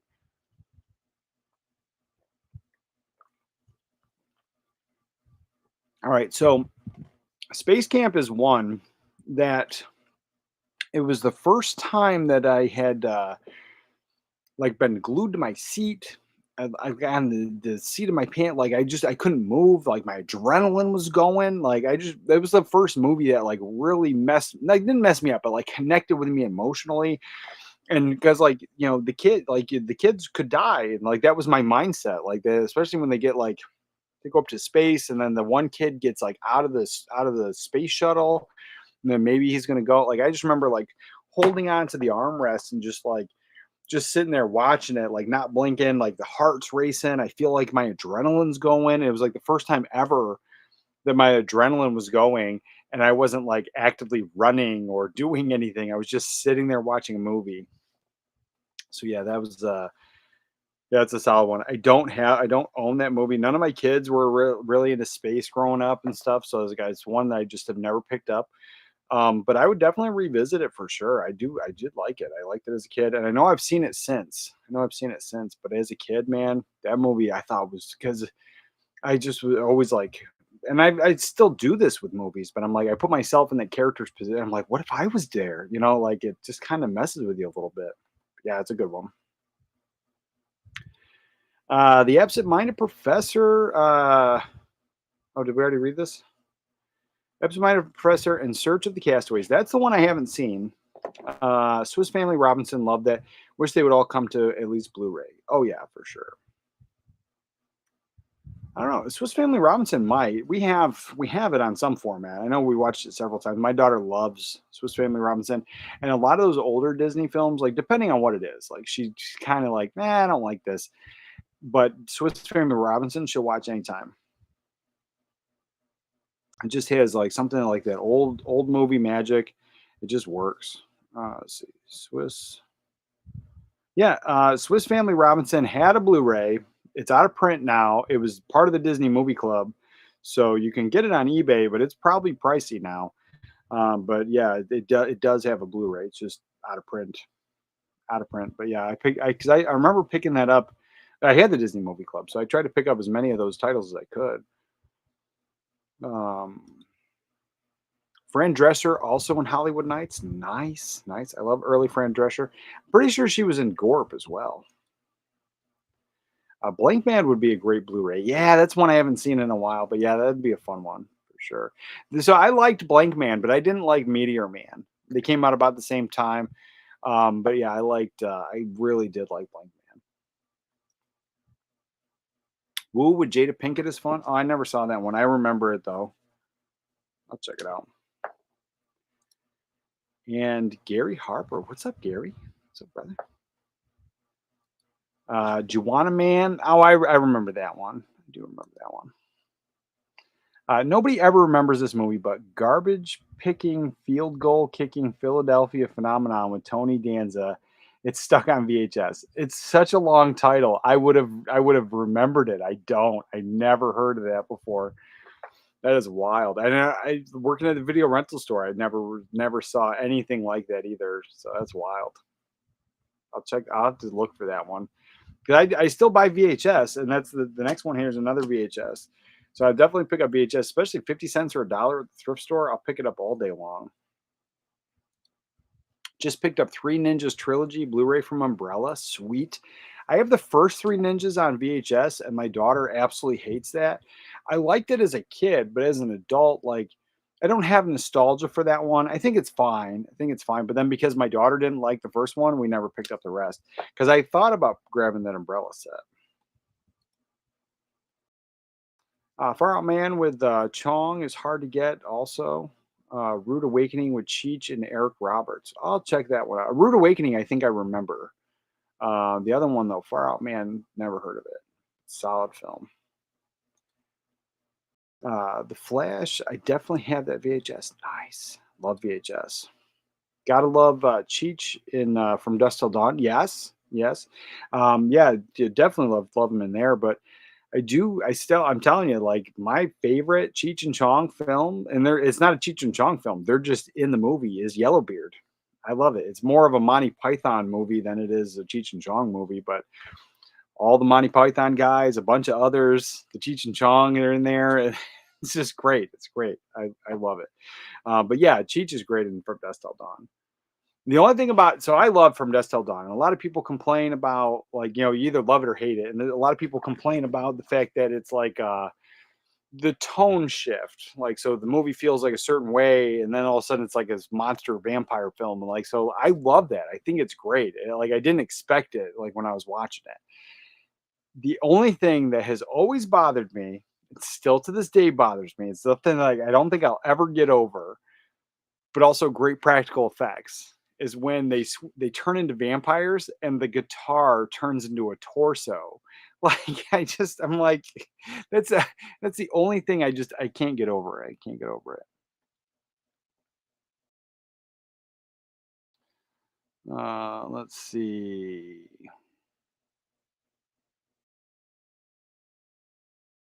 Thinking back, I remember watching Soul Man in theater with C. Thomas Howell, and it was pretty fun, pretty funny summer '80s movie. Check it out. Soul Man, maybe I don't know. Soul Man, yeah, definitely check that one out. Lake Placid is a comfort movie. Oh, for sure it is. Love that one. But I only watch it in the summertime. So like it's one of those. It's a comfort movie. It's one of the few comfort movies that I'm not gonna watch it all year round. But I do love it. I do love it. Check out That Darn Cat. Oh, I love that one. That's the other. That's one of the other ones that we watch all the time. I don't like the new one with the newer one from the '90s with Christina Ricci. I think that's garbage. But I love Christina Ricci, and I grew up watching all of her films, and so like That Darn Cat, that one I never liked, but the original one, Haley Mills and Dean Jones, solid film. And the Computer Wore Tennis Shoes, that's one that I watched a lot of those like Kurt Russell Disney movies, and I like the Now You See Him, Now You Don't, the one where they turn invisible. I like that one a lot. The Computer Wore Tennis Shoes, I don't think I've seen that one, but the one where he's like super strong. I've seen that one a bunch of times. I don't own any of those ones, but I would like to grab those. I'll probably grab like all the Kurt Russell Disney films back then. I think they were pretty solid, or at least the ones I've seen so far. And That Darn Cat with Christina Ricci and Dougie Doug. Yeah, I didn't like that one, brother. I didn't. I mean, I'm glad you enjoy it. I'm glad you enjoy it. It's just it's not for me. It's not for me. Movie I loved as a kid was Blank Check. It's stuck on DVD. Yeah, that's one. I remember when it came out. I thought that was pretty fun. We watched it probably a year or so ago, and I still think it's fun. Still think it's fun, but yeah, I don't have it. But yeah, stuck on DVD is very unfortunate. But you can always check out thrift stores and find these stuck on DVD movies for $1 or so. So that's solid. Dick Van Dyke in the Great uh, in the comic great film. Check that out. Comic great film. Comic great film. Yeah, solid. I'll check it out. Love Dick Van Dyke. The Three Idiot Kidnappers make the Three Ninjas movie. Daughter loves that one. Yeah, I was like, mine doesn't. And I was like, as a kid, I loved those ninja movies, and I liked the surf ninja movies. I liked all that stuff. The the two damn sensitive people would probably complain about Blank Man if they saw it, especially if they saw the in living color origin of it.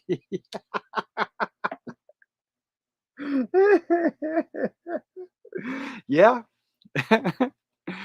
Yeah, they would. They would. But yeah, Blank Man's super fun. And then, oh man, pretty much anything from In Living Color is just the two said the sensitive people would be very upset about today. No Deposit, No Return. I'll check that one out. Blank Man, written by the same guy who did Pretty Woman, which needs a 4K. Yes, yes, I like both of those films. I like both of those films a lot. Super Dad with Bob Crane was a favorite of mine. Super Dad, check that one out. One that didn't make my list that I always enjoyed back then, and like I don't associate it with being a summertime film now, but it's Suburban Commando with Hulk Hogan and Christopher Lloyd. I freaking love that movie. I loved it as a kid. It's super cheesy and goofy, but yeah, that's one. It's solid, and I liked it as a kid, but it didn't make my list because I could really watch it any time. But like it has that summertime vibe, I guess. Super Dad. From Dusk Till Dawn is God tier. Yeah, I freaking love it. And I'm in the opening. If you've ever caught any of the live streams, like from the beginning, in my opening, I have Salma Hayek doing the snake dance from Dusk Till Dawn. It's one of my favorites. And like that, like being a teenage boy, like I watched that like at the perfect time, and I was like, I didn't care. Like people give Tarantino crap about his foot fetish and like that whole thing, but I was like, I remember being a 13-year-old boy and going, I was jealous of Tarantino. Selma Hayek doing that whole dance. Whew, big fan. But yeah, I agree with you. Why Me with Christopher Lloyd? Oh, I'll check that out for sure. Oh, is that the one I saw? That's the one I'm talking about? Is that the one? I think it is. Now you say it. Let's see, Safari. Oh, so no, IMDb. Why me? I'm pretty sure you recommended it. You recommend. It's hard to keep up with your recommendations, brother. Why me? And I don't hate it. Like keep them coming. I just. Yeah. This is. I'm pretty sure you recommended it. Yeah, Christopher Lambert, and Christopher Lloyd. Yeah. That's a good one. It's a heist film, action, adventure, comedy, crime. Jewel thief steals a sacred ruby, which sets off this chase by the police and the Turkish government. Yeah, I enjoyed the hell out of that. No, I didn't buy it, but I did watch it. I don't know how I watched it, but I watched it. But I need to pick it up. I'm behind a bit. Oh, that's fine. Lucas and Angus were fun movies watching growing up. Nice. Angus is an underrated classic comedy. I'll check it out. Crocodile Dundee 2 is coming out on Blu-ray and 4K in JB Hi-Fi on the 14th. Karma. Nice. Yeah, I just found out. And so if you're in Australia and you know about that JB Hi-Fi, somebody was saying Films by Color was saying that they do, and he lives here in America, but they do like twice a year, buy one get one, and so like buying some of the imprint titles, it's a good deal because you're getting one for free basically. And I order stuff from Australia all the time, but I was like, I would gladly shop at JB Hi-Fi from now on. So I started following them on Twitter or X or whatever you want to call it to just kind of check out their sales. But yeah, definitely let me know if they do that buy one get one free. I have the Blu-rays. I have the trilogy on Blu-ray, so I'm happy with that. And because they did the changes in the first one, I'm okay with my Blu-rays. I just don't like when they censor the original movies and change it it's just unfortunate. It's just unfortunate. I've talked about it to death ad nauseum, but yeah, I'm glad you're going to be picking that up for sure. And yeah, JB Hi-Fi, yeah, that's a new thing for me. So I'll be checking them out and placing an order at some point. In I'm assuming New Zealand, yeah. The Pacifier with Vin Diesel. Oh, that's one I think I missed that one. I remember the trailers. Bushwhacked. That's the one I was thinking of when they were talking about Camp Nowhere. Bushwhacked is a fun one. I don't have it. And then like there was yeah, that's a good one. I like that one. I haven't seen it in years. I remember enjoying McChinsey Island with Hulk Hogan as a kid. Somehow, I doubt it would hold up with, with an adult me. Yeah, there's a ton of those movies that if I didn't watch it as a kid, I know adult me would hate it or just think it's dumb. And then there's only a small handful of movies that I watched as a kid that I loved where I know that I'm like this is stupid or it doesn't hold up to the point where I don't want it in the collection. Very small handful, but yeah, that's one I missed. That's one I missed. Let's see.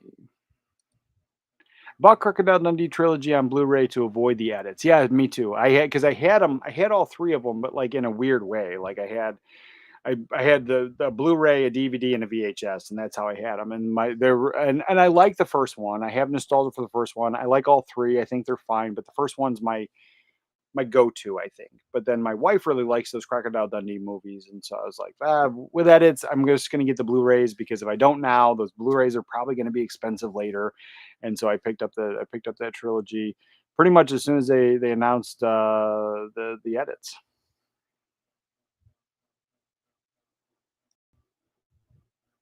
BMX Bandits with a young Nicole Kidman is a lot of fun. Yeah, a lot of people say that, and I that's another one I missed. I missed all those like extreme type movies like the Rad. I missed that one. BMX Bandits. What's that one? Gleaming the Cube. I missed that one.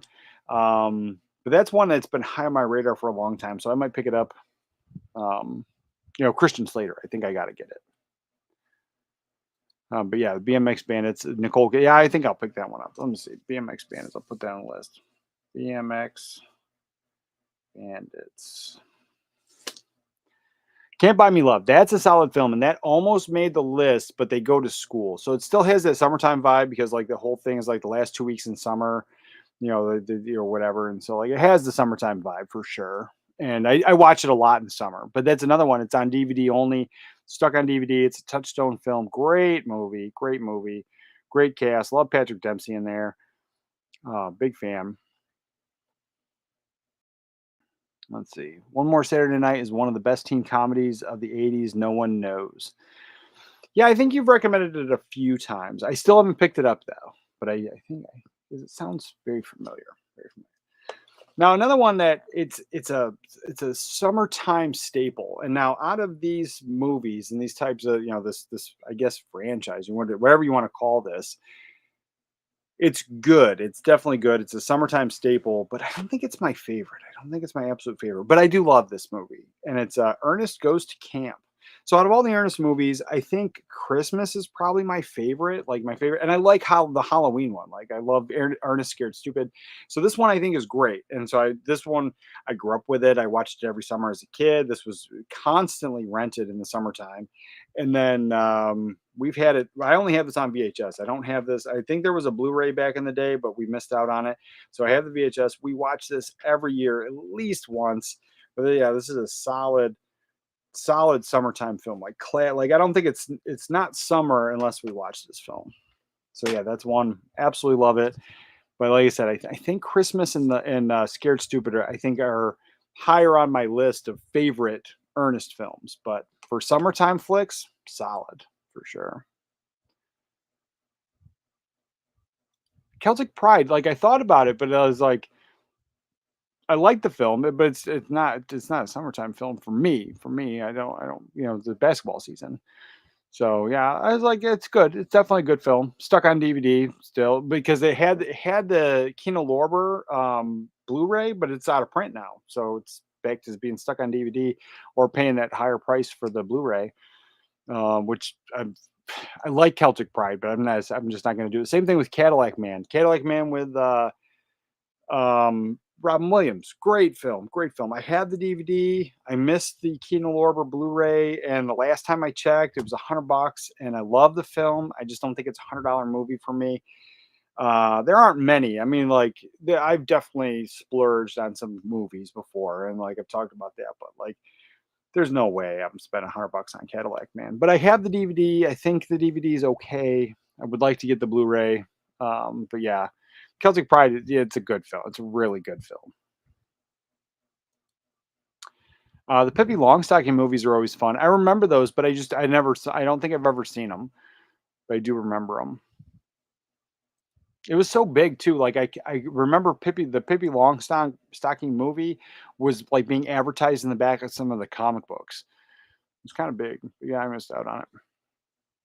Flash movie I have on pre-order currently is Small Soldiers, the 4K Steelbook. Nice, good film, great film. Fun family one. It's one that my daughter it's one of the few movies that she would watch over and over and over again. We haven't watched it in a while, but there was like a good solid 6 months where she was watching it a lot. It releases tomorrow, but unfortunately, I got an email from Amazon. I hate those Amazon emails saying it won't be coming until the 30th due to delay. Yeah, I finally got my Free Willy, and somebody's like, "Hey, look, Free Willy's up," and it was up for pre-order on I think like Saturday or Sunday, and it was being released on Tuesday, and so I ordered it, because it was going to be released in a couple days, and then I got that email, and then I finally got it like I don't know, like maybe last week or so. I know I sent TJ a message when I got it, so it was like maybe a week ago. I haven't had it that long, but yeah, it's what I thought it was. It was like I don't have a ton of nostalgia for it. It's enjoyable. I liked it. It was one of those ones where I felt like I should have bought it because that Blu-ray that was out of print for a long time was like crazy prices. So I was like, I just felt obligated to buy it, but I had never had it in the collection before, and it was a movie I hadn't seen since I was a kid, since it was out in the 90s. But yeah, it's enjoyable and Free Willy's enjoyable. But yeah, that damn Amazon message is very disappointing. Censoring old movies makes me furious. French Connection got a line cut. Yeah, and I have that original Blu-ray just so I didn't have that same issue. And that's a very unfortunate thing because it changes the film and it changes the character. And if you can't watch something and understand, like it's a thing I say all the time. Like, I hear on the news, I hear in everyday life, there's bad people, there's bad people, there's bad people. Well, if you cut those bad people out of the film to protect other people or to not offend certain people, then where are the bad guys? Like, you know what I mean? Like, you tell me they're here all the time, and we can't even see them in cinema because we're afraid that people are going to copy that or whatever else. But I was like, it creates, like especially in French Connection, like it clearly shapes the character.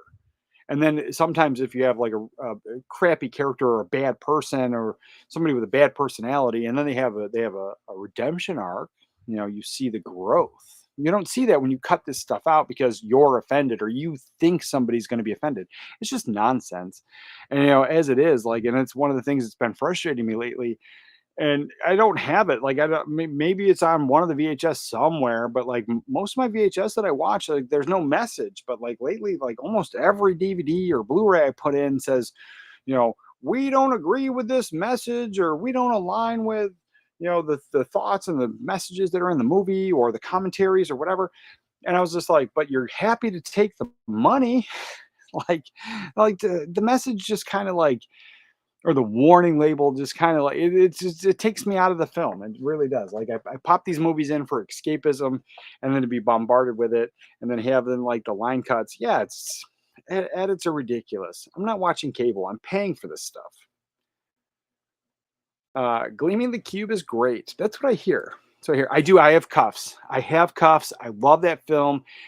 It's on Shout Select for Blu-ray, so I do have that. I friggin' love it. Yeah, big fan. That one and Pump Up the Volume, huge fan. Love those films. But yeah, Cuffs is a very underrated film that I don't think anybody's really seen. Oh, here we go. Here we go. Yeah, Pump Up the Volume with Christian Slater is one of my favorites. Yes, I freaking love that film. But it's more than it's like I'll watch a mildly inappropriate movie around my kid, but that one's a little more than inappropriate. So that one I don't watch often, but now would be the time of day to watch it. They're all sleeping. Wish someone would put out Hamburger the movie. Yeah, I think you've told me that before too. Yeah, that's one I've missed that one. I think. Summer School is definitely a summertime movie. Yeah, and I watched it. I mentioned it Saturday. I already watched this weekend. Love that film. Solid summertime film. But the last one I have in this collection here, and then we might be wrapping up this stream after this. So I'll hit up the rest of the chats and stuff. And if you guys have any questions, feel free. It's open for them, and I'll stay around as long as the questions keep coming in. But it is starting to get warm in here, even though we have the air conditioner, the new air conditioner. This room is getting a little warm right now. So I think my wife kind of didn't turn it down or whatever. But Captain Ron.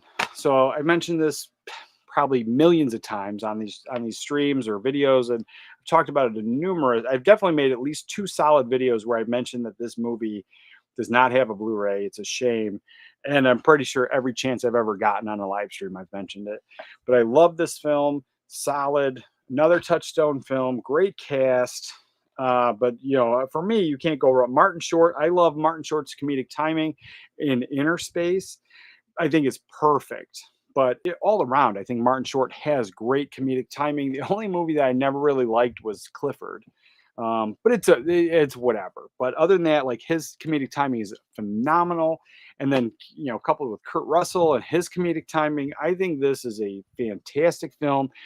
This is one that's a solid summertime watch. It's already on that little thumb drive that I have to connect to the projector. We'll be watching this while we go camping, but we've already watched this 3 or 4 times this year already. My daughter will watch this movie no matter what. Generally, if we watch Adventures in Babysitting, Captain Ron is up next. And so it's one of those ones that we watch this one pretty much all year round, but a solid summertime flick. Very sad that there's no Blu-ray. But I do love this one. And the DVD, like I said, I put it in the red case because it's going to stay with me until we get a Blu-ray. And then I'll probably still keep the DVD because I have the portable DVD player and we take that on trips all the time. So yeah, that's the last of that one.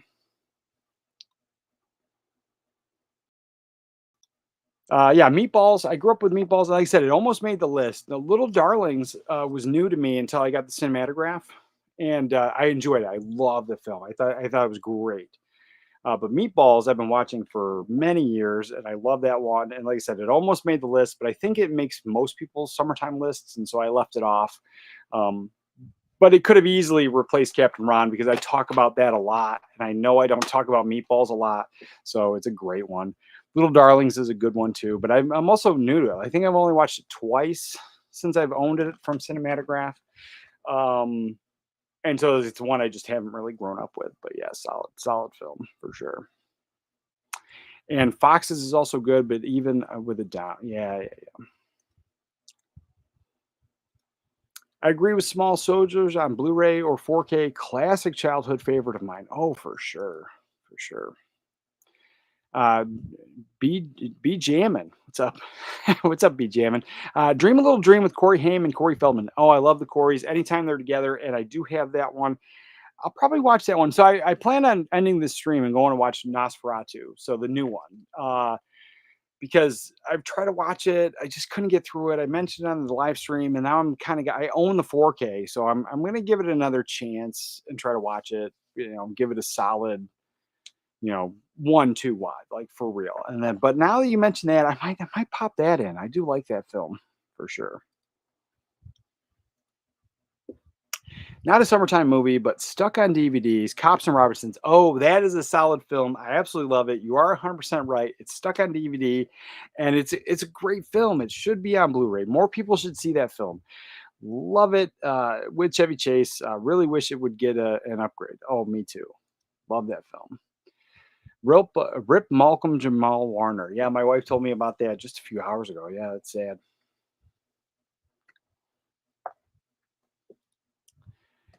Just rewatched Bring It On. One of my favorites. Yeah, it's a solid film for sure too. I like that one.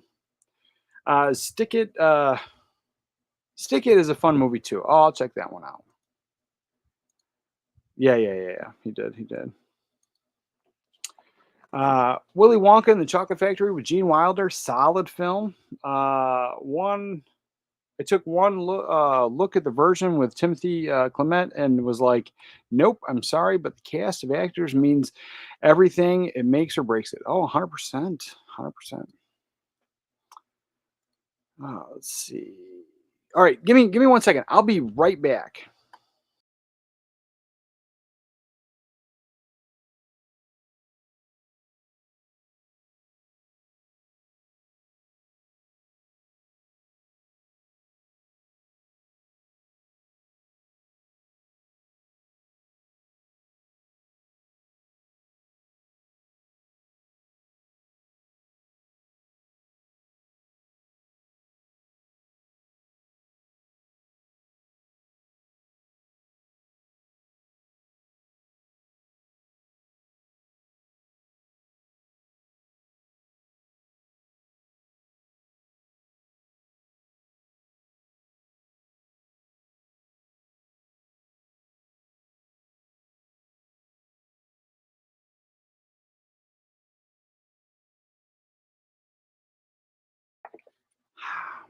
I don't normally have to like take off during a live stream. I got to get like a video or something like a intermission kind of thing.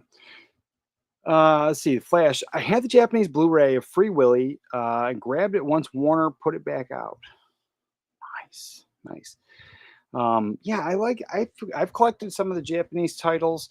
Really enjoy those. And then TJ, who's in Japan, had been sending me a bunch of laser discs from Japan, so that's just amped up the collection a lot. But I have a couple of the Japanese Blu-rays. I have The Crow. Let's see. I have the new Evil Dead, the remake that was like 2016 time, or like in that one. I have that from Japan, and then down there, that Black Swan, that box set is DVD. I'm pretty sure it's just a DVD. It might have the Blu-ray too, but that is from Japan as well. So yeah, I've enjoyed picking up the Japanese Blu-rays and DVDs. I think the packaging, like just everything about the presentation, just so much more fun, cleaner art too. Case in point, Mean Girls with Lindsay Lohan, the newer 2024 version looks trash. Oh, for sure. I complain about modern movies all the time because you got multiple things that are going wrong for them.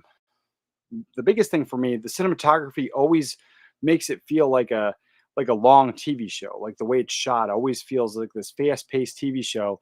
And then you have constant people that are bragging that they don't care about source material or what came before, or trying to make an actual good film. They're just trying to tell their story, and it almost seems like each one of these projects is a stepping stone to try to get something else, and then it's left with like trash. Like, I've not enjoyed a lot of modern cinema, and that's why I said I'm going to give that, because like I love Bram Stoker's Dracula.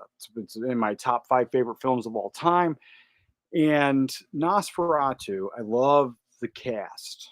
Absolutely love the cast. But I have tried to watch that movie 2 times before. I own the 4K, and I didn't see it in theaters. I waited for the movie to come out. I bought it day one, and then I tried to watch it twice.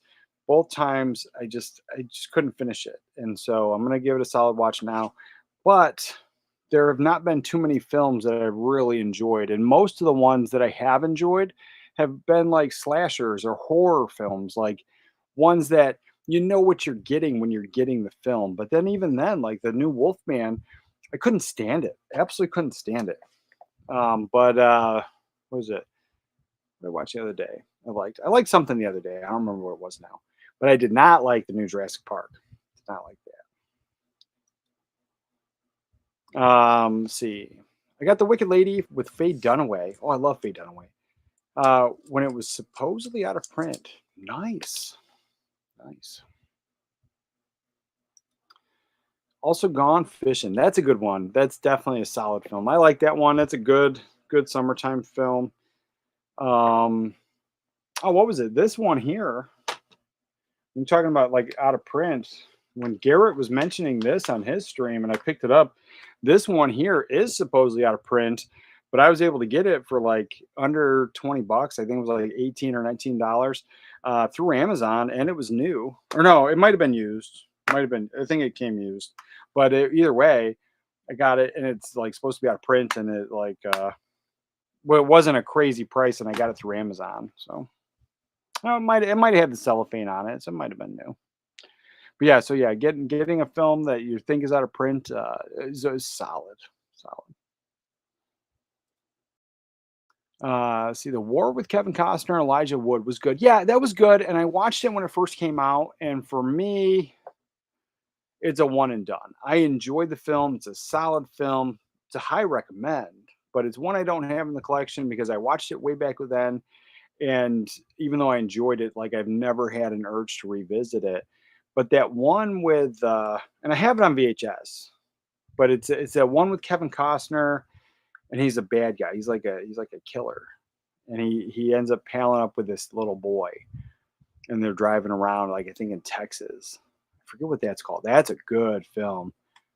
But yeah, it was like anytime you like Kevin Costner, I think is a phenomenal actor, and he always is associated with those like cowboy type films. But if he can do a solid drama, especially if he can do the bad guy, great. Like Kevin Costner is a very underrated bad guy actor, and my favorite one when he's in it. I mean, still, I think The War with Kevin Costner is a good film, but like my favorite Kevin Costner film where he's the bad guy is 3,000 Miles to Graceland. It's a heist movie. You got such a great cast of characters in that one. Everyone dresses up like Elvis, and Kevin Costner is a bad guy in that one. Oh, it's good. It's good. Let's see. Wowie, you're telling me this film made in the 30s had different values? No way. Yeah, yeah, yeah. 100%. Like it's like, what are you talking about? Let's see. Chocolat is a really awesome film, in my opinion. Yeah. I want that on Blu ray. Nice. I agree with you. But it's difficult to find in New Zealand. Yeah. I was like, I got a friend that lives in Australia, and he's constantly telling me the same thing. I have movies that he just can't have. But a high recommend if you're going to be a movie collector and you're going to really get into movies is get a region free Blu-ray player and just start importing movies. Now I understand that's more expensive. I totally get it. But I have a giant stack of movies that I've had to import from other countries for that same reason. Either we didn't get it here, or the out of print Blu-ray that we had in America is like 100, 200, it's like crazy prices on eBay. And so it's just been extremely way cheaper just to import the Blu-ray from another country. There's tons of films that way I've done, but then in my stack of films that I've imported, there's a ton of them that we never got a Blu-ray here at all, but other countries did. So yeah, I recommend investing some money in a region-free Blu-ray player, and you can get them as I don't know about over in other countries, but here in America, I was able to get the prices went, and I ended up getting like a really pricey one, but like the cheapest one I could get here was about $150. And then I think I've seen them as low as $100 for a region-free Blu-ray player. And all its purpose is to, if you import a movie from another country, it's region locked and it plays. And so, yeah, that's it's unfortunate. It's unfortunate for those movies that are hard to get, but yeah, it's probably the way to do it. Physical stores no longer sell DVDs, only JB Hi-Fi, and their range is limited. Yeah. Yeah, I just found out about that. Oh, and for those of you that are watching that are in America, TJ or Target stopped selling physical media in stores, but not on their website. And they actually have some like really cheap DVDs. We're talking like good DVDs that some of the movies never made it to Blu-ray. $3.50 for a brand new DVD.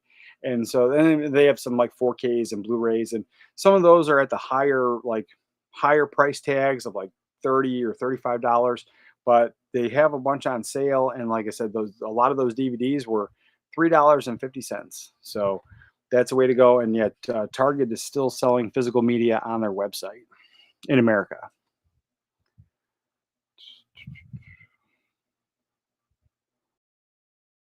Lilo and Stitch, the animated version, changed the scene because Lilo was in the dryer. Yes, and that's why we have the original Blu-ray that had the before the edit, and it's a silly edit and a silly thing to kind of hold your ground on. But I love Lilo and Stitch. It's one of my favorite films, one of my favorite Disney characters. Like out of all the Disney characters there are, and I'm a huge Disney fan. I like Disney World. I like the parks. I like all that stuff. And so, like my favorite characters, I like Mickey Mouse, I like Wally, and I like Stitch, and I like Tinkerbell. I think because like growing up, Tinkerbell was always on those like Sunday Disney movies to like start the thing. So I think I always like Tinkerbell for that. But I like Mickey Mouse and Lilo and Stitch. Lilo and Stitch has always been one of my favorites since I first saw it. Actually, I got a stupid mug here that holds all my cups or holds all my pens, and it's Stitch. So like I had this thing, and then yeah, it's been sitting on my desk for years, and so the Stitch is that thing. I hated the live action, but the I did not get the 4K because of that edit, and it's just it's a silly edit. Like I get it, you don't want the kids to be in a dryer, but the movie's old. Kids have been going in dryers before that movie ever came out.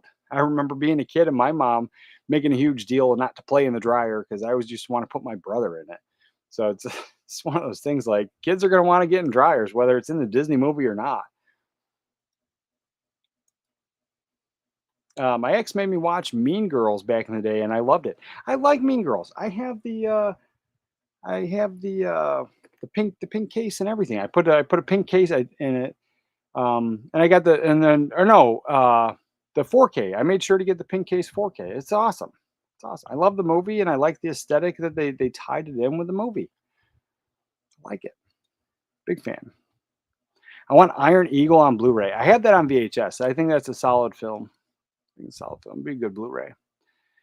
Another movie stuck on DVD, not a summertime flick, but a great one. 91 is Curly Sue with Jim Belushi. Oh, it's a solid film. It's a Thanksgiving movie, I think. And because that's the time I like to watch it. I think it's a Thanksgiving movie. But yeah, it's a solid film. My daughter loves it. And yeah, it's one that really needs to come to Blu-ray. Empire Records is a lot of fun. Yeah, that's a good one. That's a good one. I don't think of summer when I think of that one, but yeah, it's a good. Definitely, I could watch it in the summer. Solid film. I think yeah, that one's got a Blu-ray. I have that one. I like that one a lot. I don't watch it enough. Though. I should watch it like probably this weekend. I think I'll pull it out. It's a good one. I jumped on Cuffs as soon as Shout announced it and had to have it. Yeah, that's a solid film. Solid film. Big fan of Cuffs. Oh, now I got to rewatch that too. Yeah, I'm gonna after this stream. I don't think I'm gonna watch Nosferatu tonight. I'll probably watch it tomorrow. I'm gonna pull out those other ones and watch those instead. Yeah, Cuffs and Dream a Little Dream, solid films. It's Rex Manning Day. Yes, yes, love it, love it. Everyone says I love you with Woody Allen. Also has Ed Norton, Natalie Portman, Goldie Hawn, Julia Roberts. Everyone says I love. Do I have that film? I mean, that's a solid film. I know I've seen it before, but do I have it? Because like last February, I went through this kick. Like my wife was gone. Like I've said, I like chick flicks, and my wife doesn't. And so like in February, Valentine's Day time, like we don't celebrate Valentine's Day. We actually purposely got married like around Valentine's Day just so we didn't have to celebrate it and or give the excuse of why. Like we just think the holiday is dumb. We always have. But Valentine's Day, like in that month, February, like I'm like I stocked up. I probably bought like 20 or 30 like rom-coms and tons of movies. And the thing is, and I watched them all by myself because my wife hates them all. And so I think I'm pretty sure I picked that one up. Let me double check. I know I watched it around that time. Let's see. Everyone says I love you.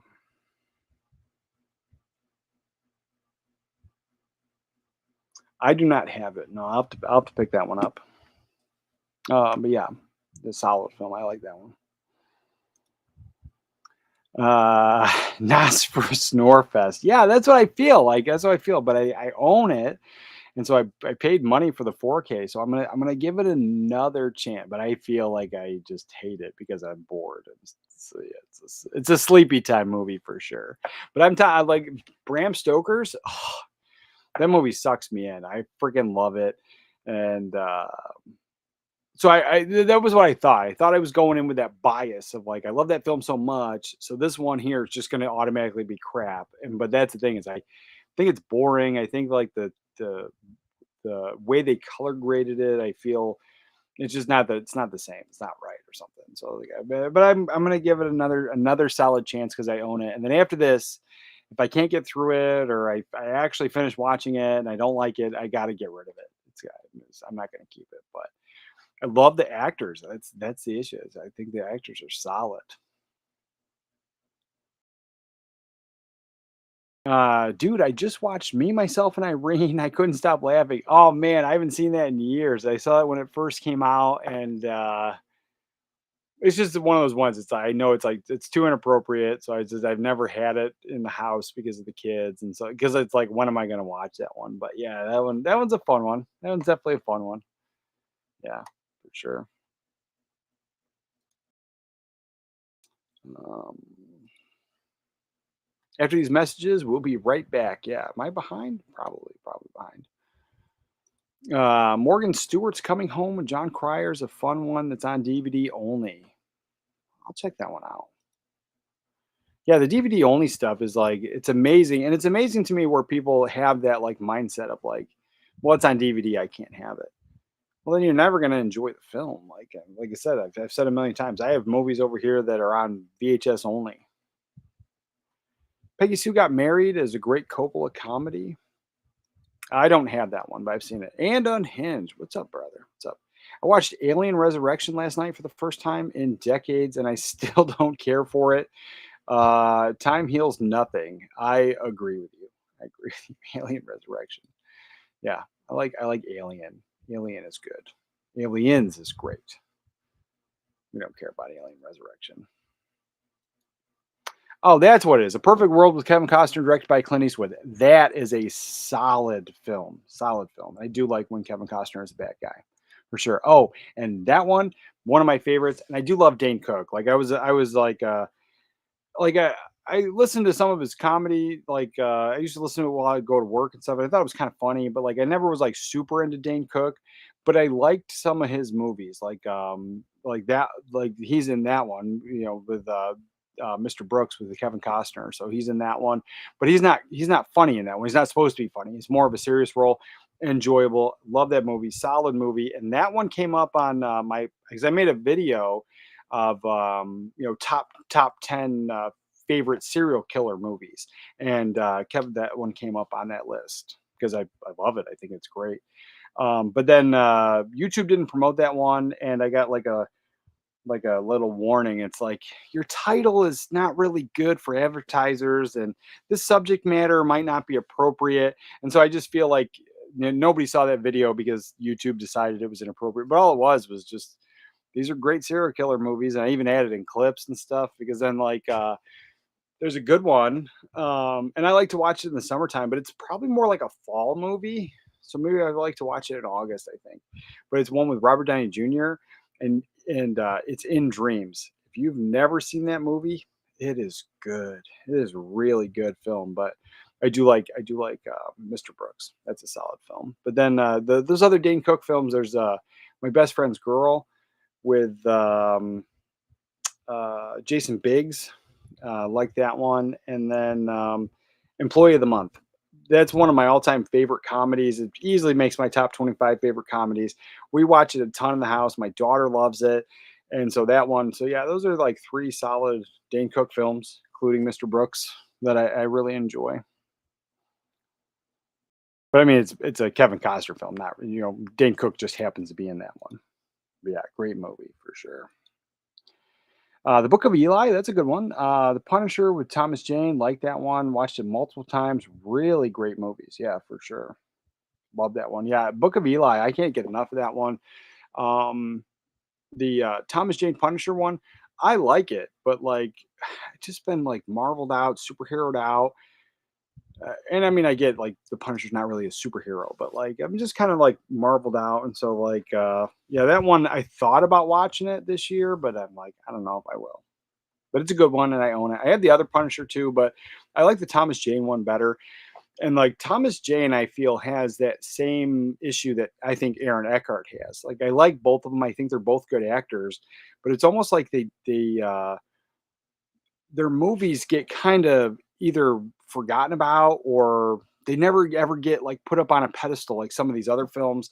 And so like while I think they're great actors, I don't think their movies ever do phenomenal. Like I actually enjoyed quite a few of the Aaron Eckhart films and Thomas Jane films, and nobody ever really talks about them ever. Costner and American Flyers and Fandango, both fun on Warner Arcade. Well, I'll check those out. I mean, I think I've seen American Flyers before, but I love Warner Archive, so I'll add them to the collection easy. That's a no brainer. Perfect World is awesome. He just did a signing for Fanatics Fest, and I got an autographed mini poster of Perfect World. Nice, nice. That's a good grab right there. Love autographs. Charlie Sheen and Terminal Velocity. Ever seen that one? Love it. Have it. Great film. I think I first saw that. I was definitely a teenager. I was in high school when I saw that one. It was on TV. It was on TV. I remember that, but I really, really enjoyed it. I do have the Blu-ray. I watched it like I did the rewatch maybe a year or two ago. That's one I think could use a solid upgrade, like a 4K. Like I think like that Blu-ray was kind of showing its age because there's a lot of Blu-rays that look really good, and I promote that all the time. And I say that there's quite a few Blu-rays in my collection that they have a nice 2K scan, they look solid on my OLED television. But Terminal Velocity, I think, is one of the ones that I was just like, this could use a nice 4K. But yeah, that's a good film for sure. Let's see. Charlie Sheen and the Chase. Yeah, that's one you told me about, and I watched it. I love that film. I got to track it down. I don't have it, but yeah, it's a fun comedy with Christy Swanson. Doesn't even have a DVD. Yeah, that's one I need. I love that film. And then not that it was the same film, but it kind of reminded me of Excess Baggage with Alicia Silverstone and Benicio del Toro. I love that film. That's a high recommend. It does have a Blu-ray. But yeah, The Chase, solid film. And it's unfortunate it doesn't have a DVD or a Blu-ray. But yeah, that's a good one. And then you recommended it to me. I tracked it down. I watched it online. And then shortly afterwards, like a few other people had started to mention it. So like that one I think it's got a good cult following. 90% of my collection is imported. Yes, it is. Yes, it is. Um, I kind of feel like it's a race against time to get our favorites movies before they're no longer sold for good. It's hard to find stuff I want in our region. Yeah. So the biggest thing I always recommend is obviously as long as you have your core favorites, everything else is a bonus. And so it is unfortunate, like especially like if you're watching these shows and people are getting excited about certain films and you got that FOMO going on, and then you're like, oh wait, I can't get it here, or it's going to cost me extra to import it. Like there's that conversation. But I feel, and because like I had this for a long time when I was in the Navy, I did 6 years in the Navy, and I had at that time my collection's huge now, but at that time my collection was only about a couple hundred because when I joined the Navy, my entire DVD collection stayed home and then it got lost. Like it was just given away. Like I didn't have it anymore. And so I basically, when I was in the Navy, I started fresh with Blu-rays, and the 6 years in the Navy, by the time I got out, I might have had somewhere between 300 and 500 DVDs or Blu-rays, and those were like movies that I loved. Most of them were my core favorites. These were movies I couldn't live without. And then after I got out of the Navy to December 2014 is when I just ramped up the collection and I started adding a ton of stuff. And so like after that core collection, everything else is a bonus. And what I always tell people is like it's a marathon. Collecting is a marathon. It's not a race. And so like there's been plenty of times where the community is super excited about a movie and they rush to get it, and some people pay extra to get it on eBay and like whatever, and has that whole thing. And I've waited because I've been buying movies since I was like 16, 17. And so I've got almost 27, 28 years. I'd have to do the math buying movies and collecting movies and doing this. And so I've had those moments where I'm like, oh, I really want that, and that whole FOMO thing. And I've definitely bought stuff on FOMO. But what I recommend is don't, unless it's like a have to have, you're never going to see it again. Like some of those things, like, and if you're new here, I don't know if you are or not, but like Leon the Professional, Fifth Element, I talk about it all the time. Those are my number one and number two favorite films of all time. And I'm trying to collect every single version from around the world. I don't have any of the Australian versions yet, but I got to try to find those. But some of those, like that Manta Lab there and that Manta Lab there, those crazy expensive stuff. I knew I was never. There was only 600 copies, so it's like pull the trigger now, or you're never going to see it again. But like some of that other stuff, like I passed on it. There's one movie, I forget. Somebody mentioned it the other day. It's been put out on by multiple boutique labels. I've missed it every single time for one reason or another, and I refuse to pay the crazy price on eBay. And it's getting released by Imprint Films now, so I'll be picking up the Imprint Films version, and I'm looking forward to it. And then recently the Kill Bills, the 4Ks got put out. I skipped them, and they're also getting put out by Imprint Films on 4K. So, just sometimes you wait around. You never know what's going to come out. And like, and I mentioned Imprint because I love Imprint Films. Got a ton of them there. And then that whole section there is all Imprint Films all the way back. So I'm a huge Imprint fanboy, but Imprint's in your backyard.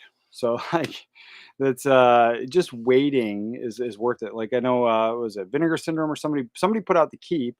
It sold out like right away. And then Imprint was putting it out. So just wait. Sometimes it'll come around.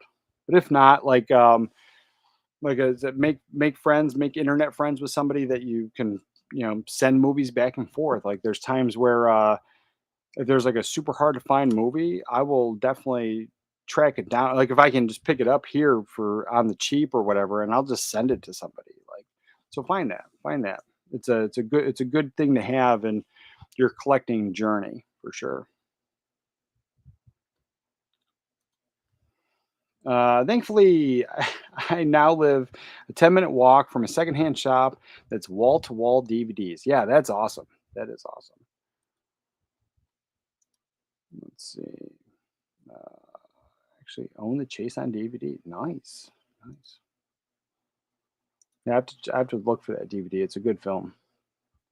Yeah, that's a film. I'm surprised like a label like Vinegar Syndrome hasn't put it out already. Or even like it also feels like a Kino film. Like I could see Kino putting that out all day.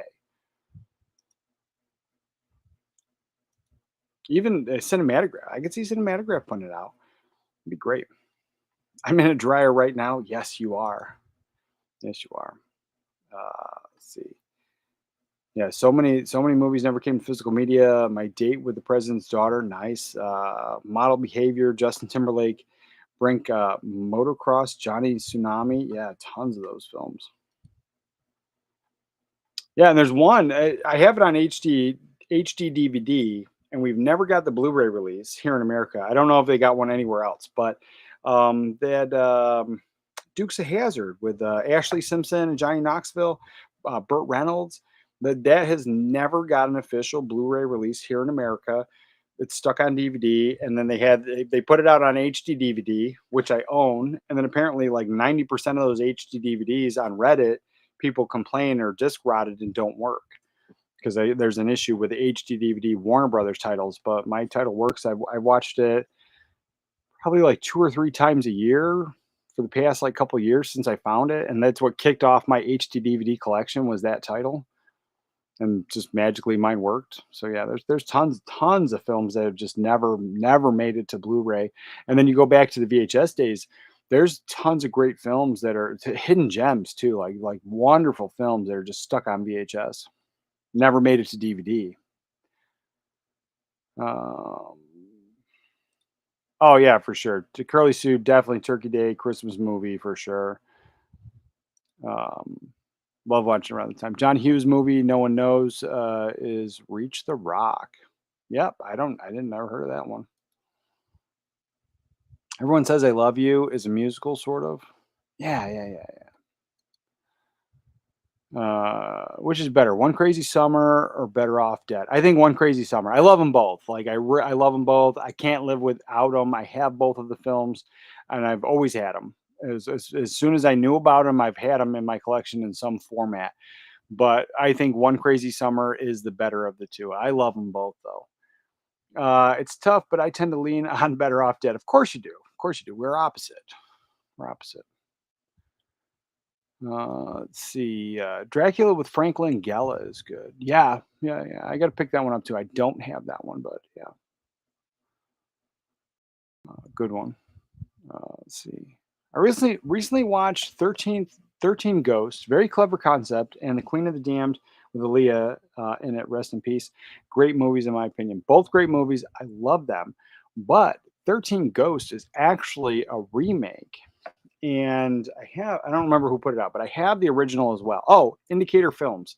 So down there is my Indicator Film section, and that's a British label. So it comes out of Powerhouse Films, and it's their Indicator Films line. And I think they still have it available. And a lot of times they do like 3 for 20 pounds, sales. So they're pretty good.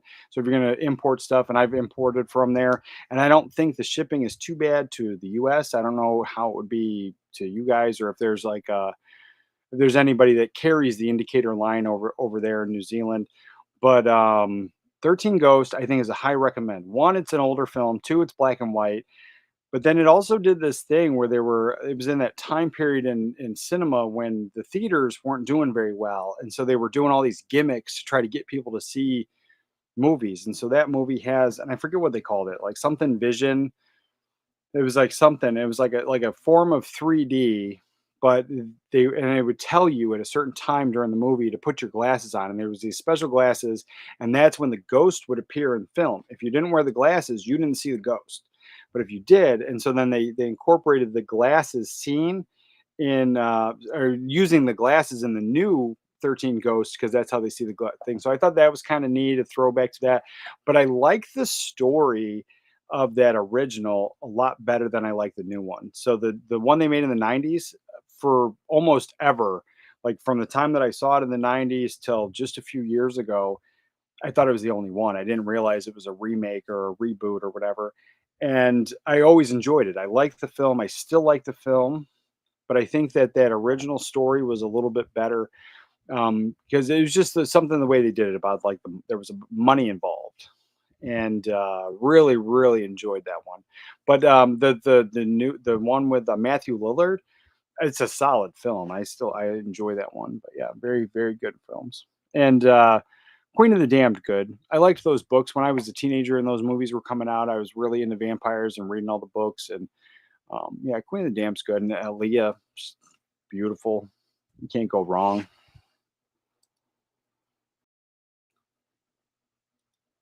And Love First Bite. Yeah, that's a good one.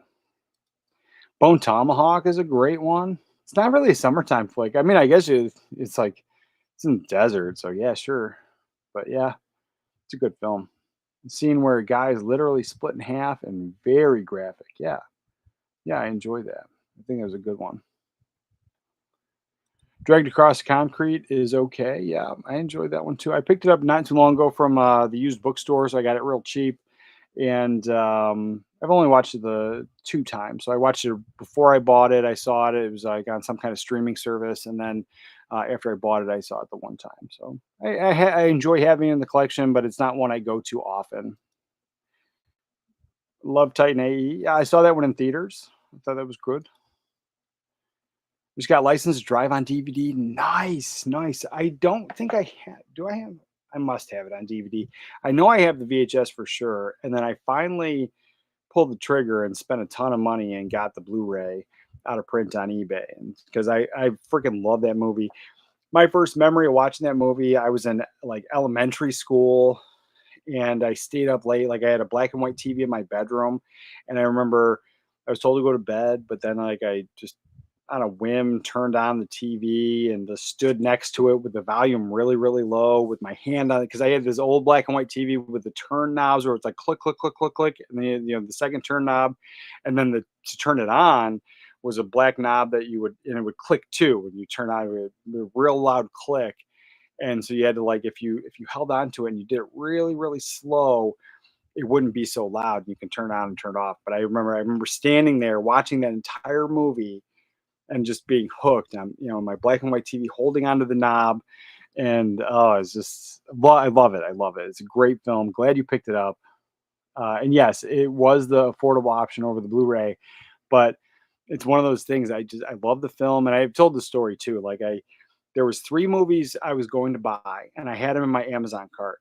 And then I found those three movies at the used bookstore, and I traded in a bunch of movies. So it's basically getting them for free because I trade the movies in, I get the credit, I'm not paying any money out of pocket. But those three movies alone was the exact same price of the License to Drive Blu-ray.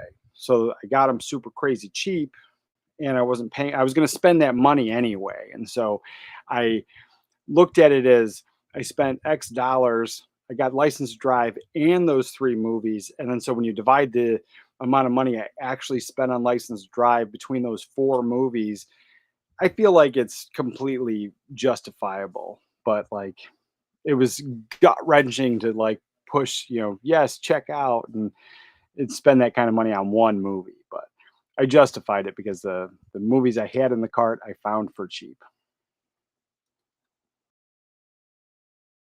My best friend's girl is good with Dane Cook. Yes, yes, absolutely love that one for sure. Fox put out The Chase briefly on DVD. Now it's out of print and expensive. Yeah, I bet. I wonder if there's a laser disc. I'd like to get that movie. So I wonder if there's a laser disc.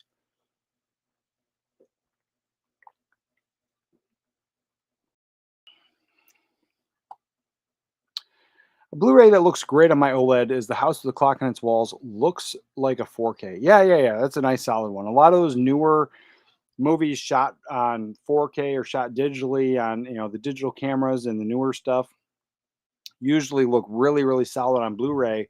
And then when you upgrade to 4K, there's either almost no, like, it's hard to tell the difference, or it's like such a minor upgrade that you're like, was it worth the extra 30 or 40 bucks? And so there's been a lot of those films where lately I've been hemming and hawing about doing the upgrade. And so 100%, if I don't have the film, buying the 4K 100%. But if I have it, it really all depends. It all depends on price. It depends on, like, how much I love the film. If it's obviously in any of my all-time favorites, it's a no-brainer. We're getting the 4K. But if it's just a simple Blu-ray that I already own, um, and the Blu-ray looks really good, I'll rewatch it just to double check, and I won't, like, Dark City just came out.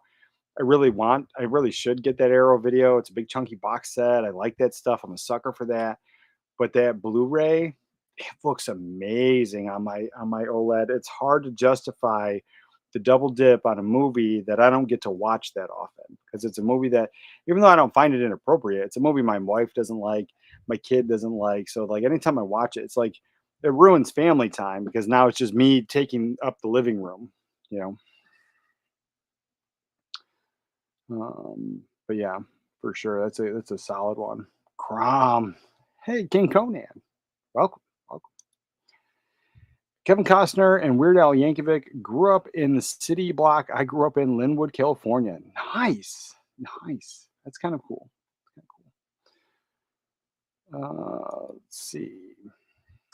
You've seen Heavy Metal, right? Fifth Element is inspired by the Harry Canyon sequence. Yeah, I've heard that. I heard that a bunch of times. And yes, I have seen Fifth Element, and I can see that. I can totally see that. But yeah, and you're definitely not the first person to tell me that. That comes up not almost as often as I mentioned how much I love the Fifth Element, but it definitely comes up often. Definitely comes up often. Eric says, Imprint is great for an Aussie boy like me. Yeah, Imprint is, I love Imprint. And I've told everybody, like, I don't know if you caught my last live stream, Eric, but I was telling people that, because the new adventure, Tales of Adventure are coming out, and how much you love those. And I think I just need the Vincent Price one, but you're trying to collect them all. So, and it's easier because, the whole not having to pay all that shipping and extra stuff. But yeah.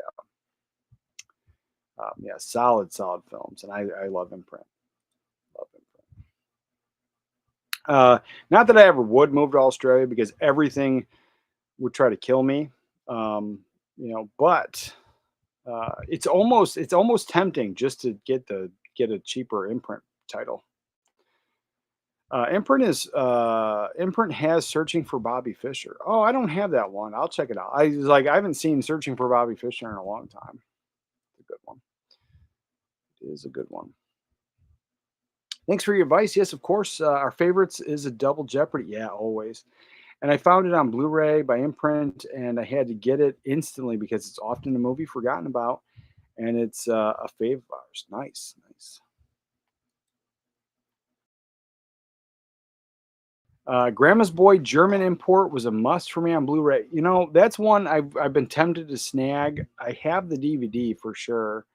Did I pick up? I'm hold on. I might have picked up because I have a pile of movies, and I was getting stuff from Germany. I might have grabbed Grandma's Boy because I do like that one. Mm,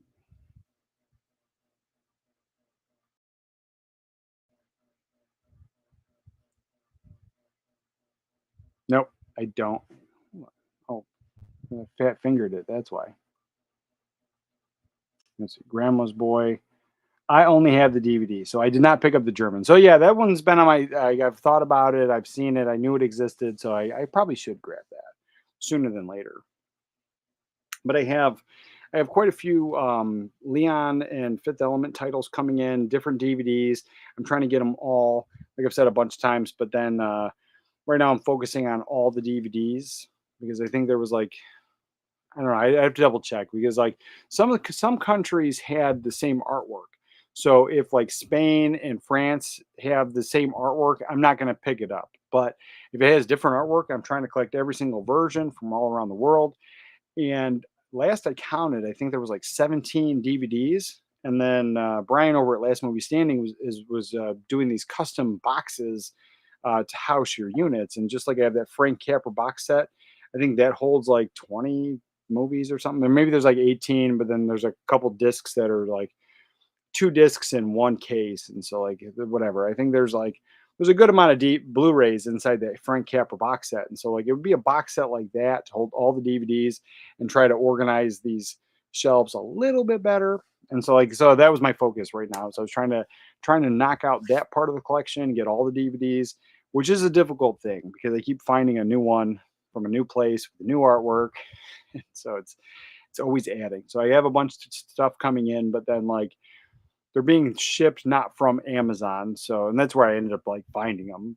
But then they're like the third party sellers, and so they're in transit. And I'm just hoping for the best because some of them are in transit without tracking, and so I got a lot of that stuff coming in. But yeah, Grandma's Boy would be a good pickup for sure.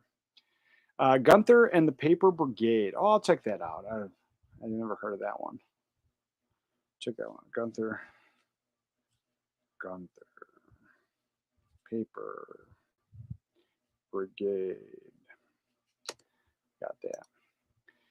And gotta love A445 on German Blu-ray. Okay. Got love and A45 on Blu-ray. Yeah, I'll check it out. Check it out for sure.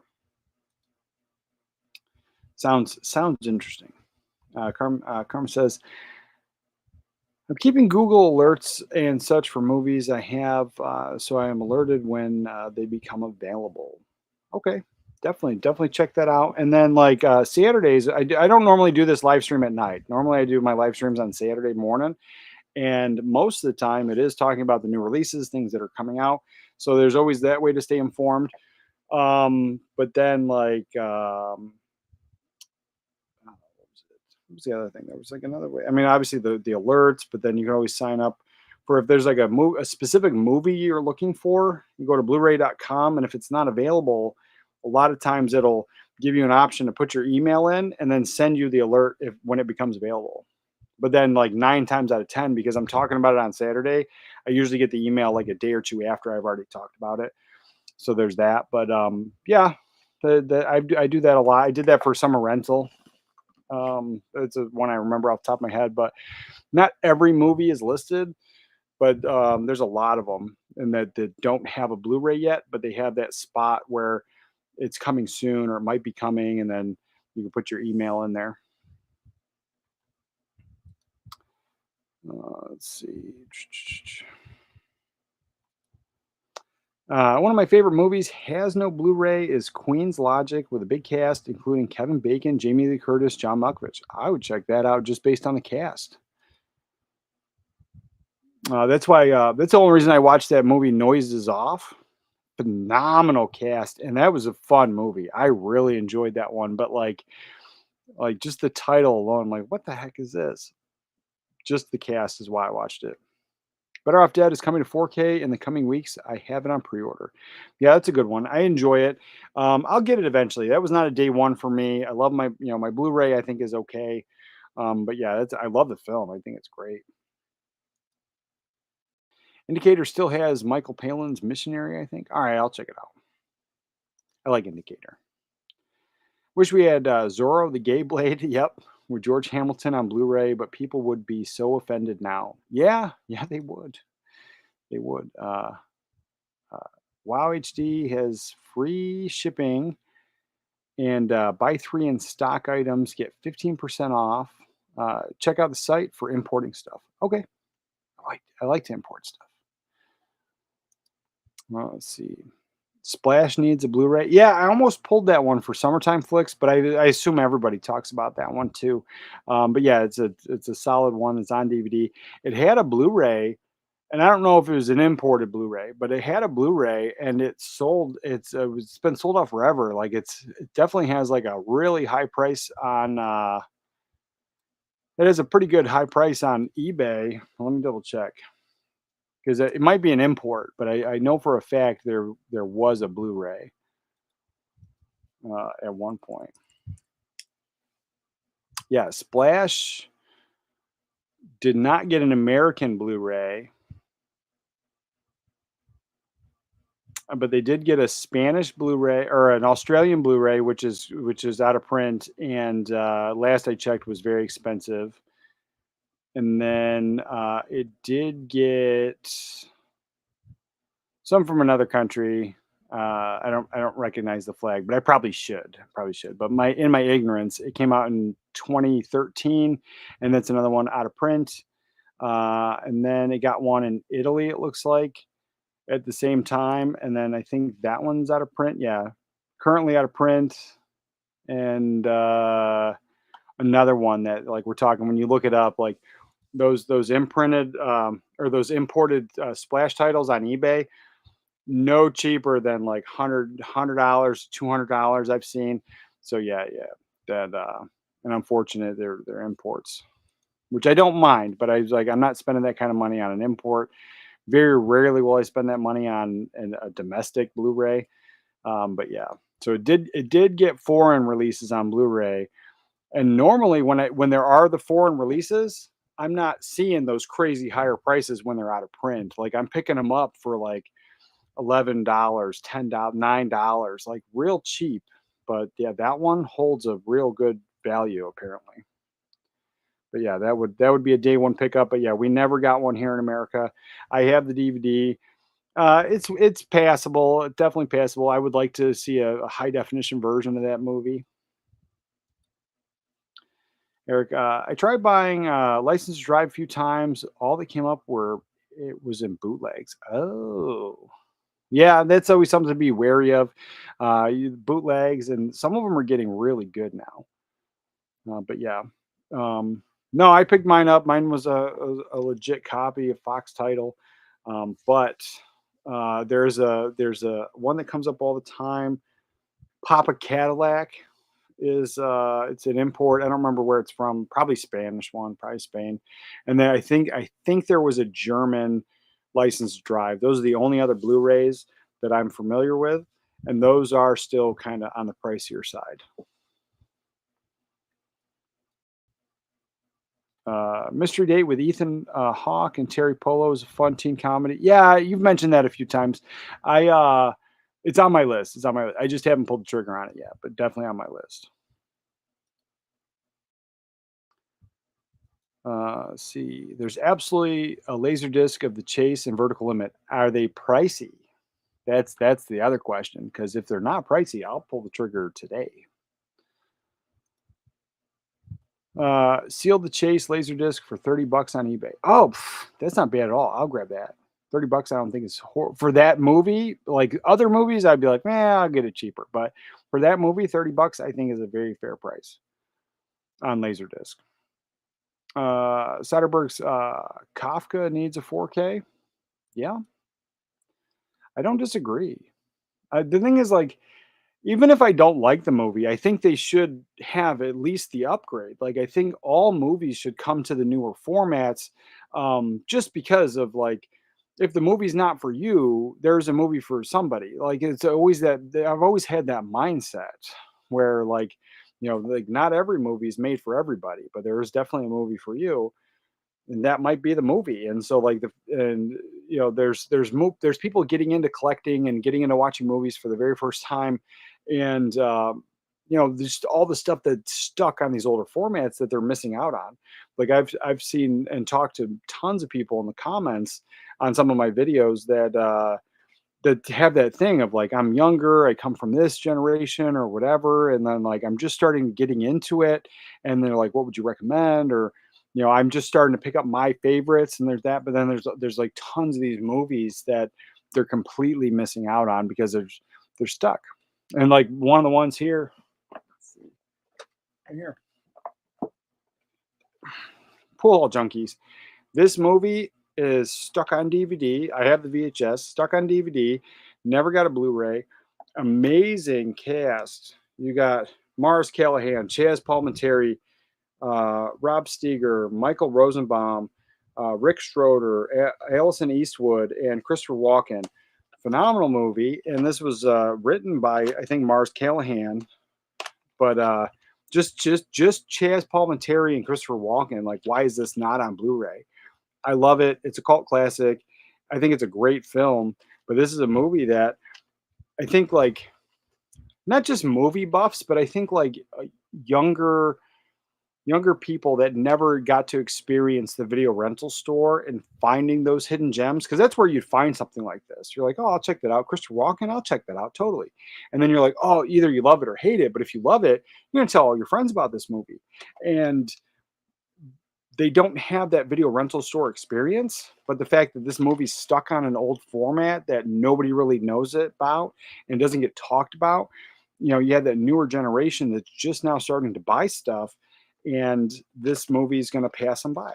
And many, many, many other films are going to pass them by. And so I think everything should be put on at least Blu-ray. The Limey is awesome. I hear that. I've not seen it, but I do hear that. And so is Underneath with Peter Gallagher. Never seen that one either. Love the film, The Coca-Cola Kid with Eric Roberts. I almost picked that up a while back, and I didn't. I think Vinegar Syndrome. Somebody had it, and I passed on it, and I wish I didn't. A movie that was really never talked about, but action and great all the way through, was Cellular with Jason Statham and Chris Evans. Highly recommend. I'll check that out. Cellular, written by Larry Cohen. Oh, can't go wrong there. And also did Phone Booth, which I just talked about recently. Like, I enjoy that film, but it's those like stuck in one place kind of films are always like hard. But yeah, I like that one. I'll give it a rewatch. You ever thought of ripping your collection and building a Plex library? I have one, but I have such a big collection. It is kind of cumbersome to do. It's like, it takes a long time to do it all. So what I have done is I put all my TV shows are on there, because that's what the family really likes, because like the family doesn't like to really come up here, and I have all this stuff here, and I'll do the room tour because I at some point, but I got a big shelf here with my DVDs and some VHS on this shelf, and then off there, which you can't see, is another shelf full of boutique labeled DVDs or Blu-rays. But then downstairs we have an entire walk-in movie closet where most of the regular normal Blu-rays are, standard studio releases, and all my 4Ks that are not boutique labels downstairs. And so the family, even though that room, that closet's like right next to the living room, the family would rather just press the button on the computer from the Plex server. So we do have it. But it is like 90% of TV shows. I do have movies on there. but it's like movies that they watch over and over and over and over again, their favorites. And I personally would rather get up, go to the shelf, act like it was a video rental store, take the time to find a movie, and then put it in. And then, like on the weekends, I usually go through and spend extra time, and then like I'll put like three or four, maybe even five titles between the two, the closet downstairs and then the stuff that's in this room, and then plan to watch it like it was a video rental store. And I like that experience a lot more than just that instant access on the Plex server. Now having it as a backup, awesome, super awesome, wonderful, but it does just take a long time to like dump all the stuff. I have almost 3,000 movies, and well, it's doable. It's just easier not to. That's the truth. It's a little bit of laziness, but yeah, we use it. We use it. And I got a lot of stuff on there, but not everything. Have you ever seen the movie Not Quite Human? Stuck on VHS. Not Quite Human. Was that a old Disney movie, like an old Disney TV movie? There might have been like three of them. I probably have seen it. That's the thing is I probably have seen it. Like when I say I grew up on watching movies like I was the cable guy. Like I just that's all my mom ever did was rent movies, stick me in front of the TV. Because I always joke. I say I'm an indoor cat. My brother and sister like to play outside. I would rather sit down and watch a movie. And I to this day I would rather watch a movie. We went to my in-laws' house. I brought the portable DVD player. I sat there. They talk about sports. They watch sports. They do things. I brought my own DVDs. I put headphones in and watch movies. I'd rather do that than anything. So I've seen a lot of stuff. Obviously, I haven't seen everything, but that one seems really familiar. I know I don't own it.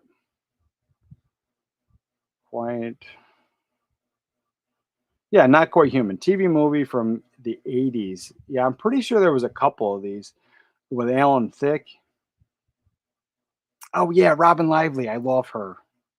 Love Robin Lively. Um was this a Disney one? Yeah, Disney presents Not Quite Human. Yeah, I'm pretty sure there was like three of these. Yeah, Robin Lively. Yep. Yeah, yeah, yeah. I don't think I've seen all three of them, but I definitely saw the first one.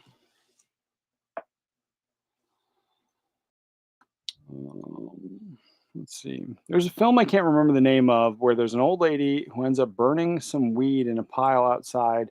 And a police officer comes and they both get high by accident. It was hilarious. Oh, I don't know. I don't know what that is. I mean, that scene, I don't know the old lady and the cop, but like that scene, it's been done in other movies where like they're burning weed and then somebody accidentally gets a contact high. What was it? They did it in Zapped. So in Zapped, with Scott Baio, they take the weed and they burn it in the school's furnace, and then they leave, and then the janitor is sits down and he starts smelling it, and then he puts on a smile and he gets like that contact high. So yeah, the scene has been done a bunch of times, but that one I'm not. I don't know. I I I may have seen it, but it's not ringing any bells right now.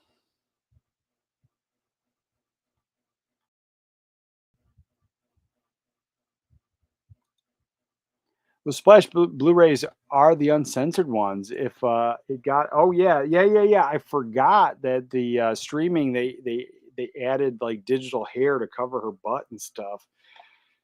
If it got a new release today, it would have the CGI hair covering her butt. Yeah, that would be horrible. Yeah. At that point, that's where the Chinese knockoffs start to look appealing. Even though I don't like them, I don't buy them, I don't promote them, but like that's where I'm just like, oh, it's a really really good Blu-ray and it doesn't have the censorship.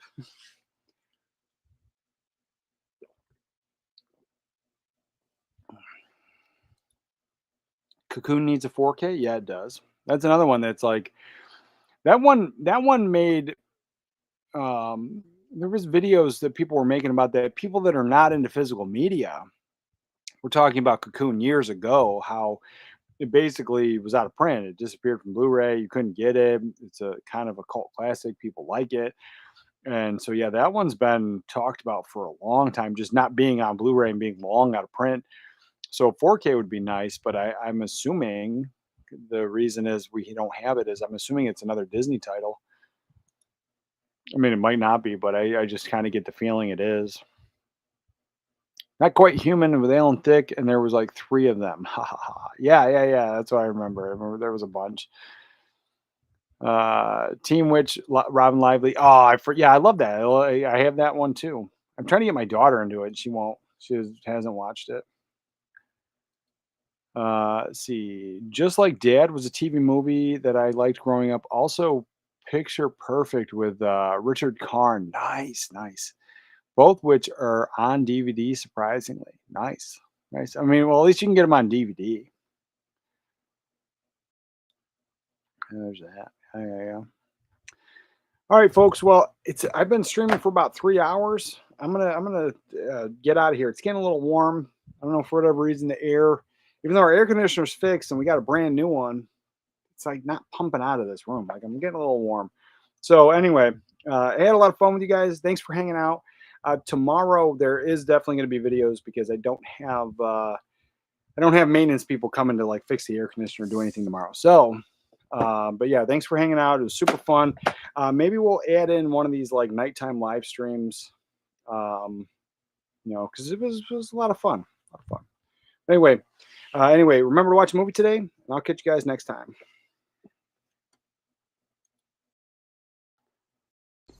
As far back as I can remember, I always wanted to be a gangster. Oh, don't give me a pat. That's fine.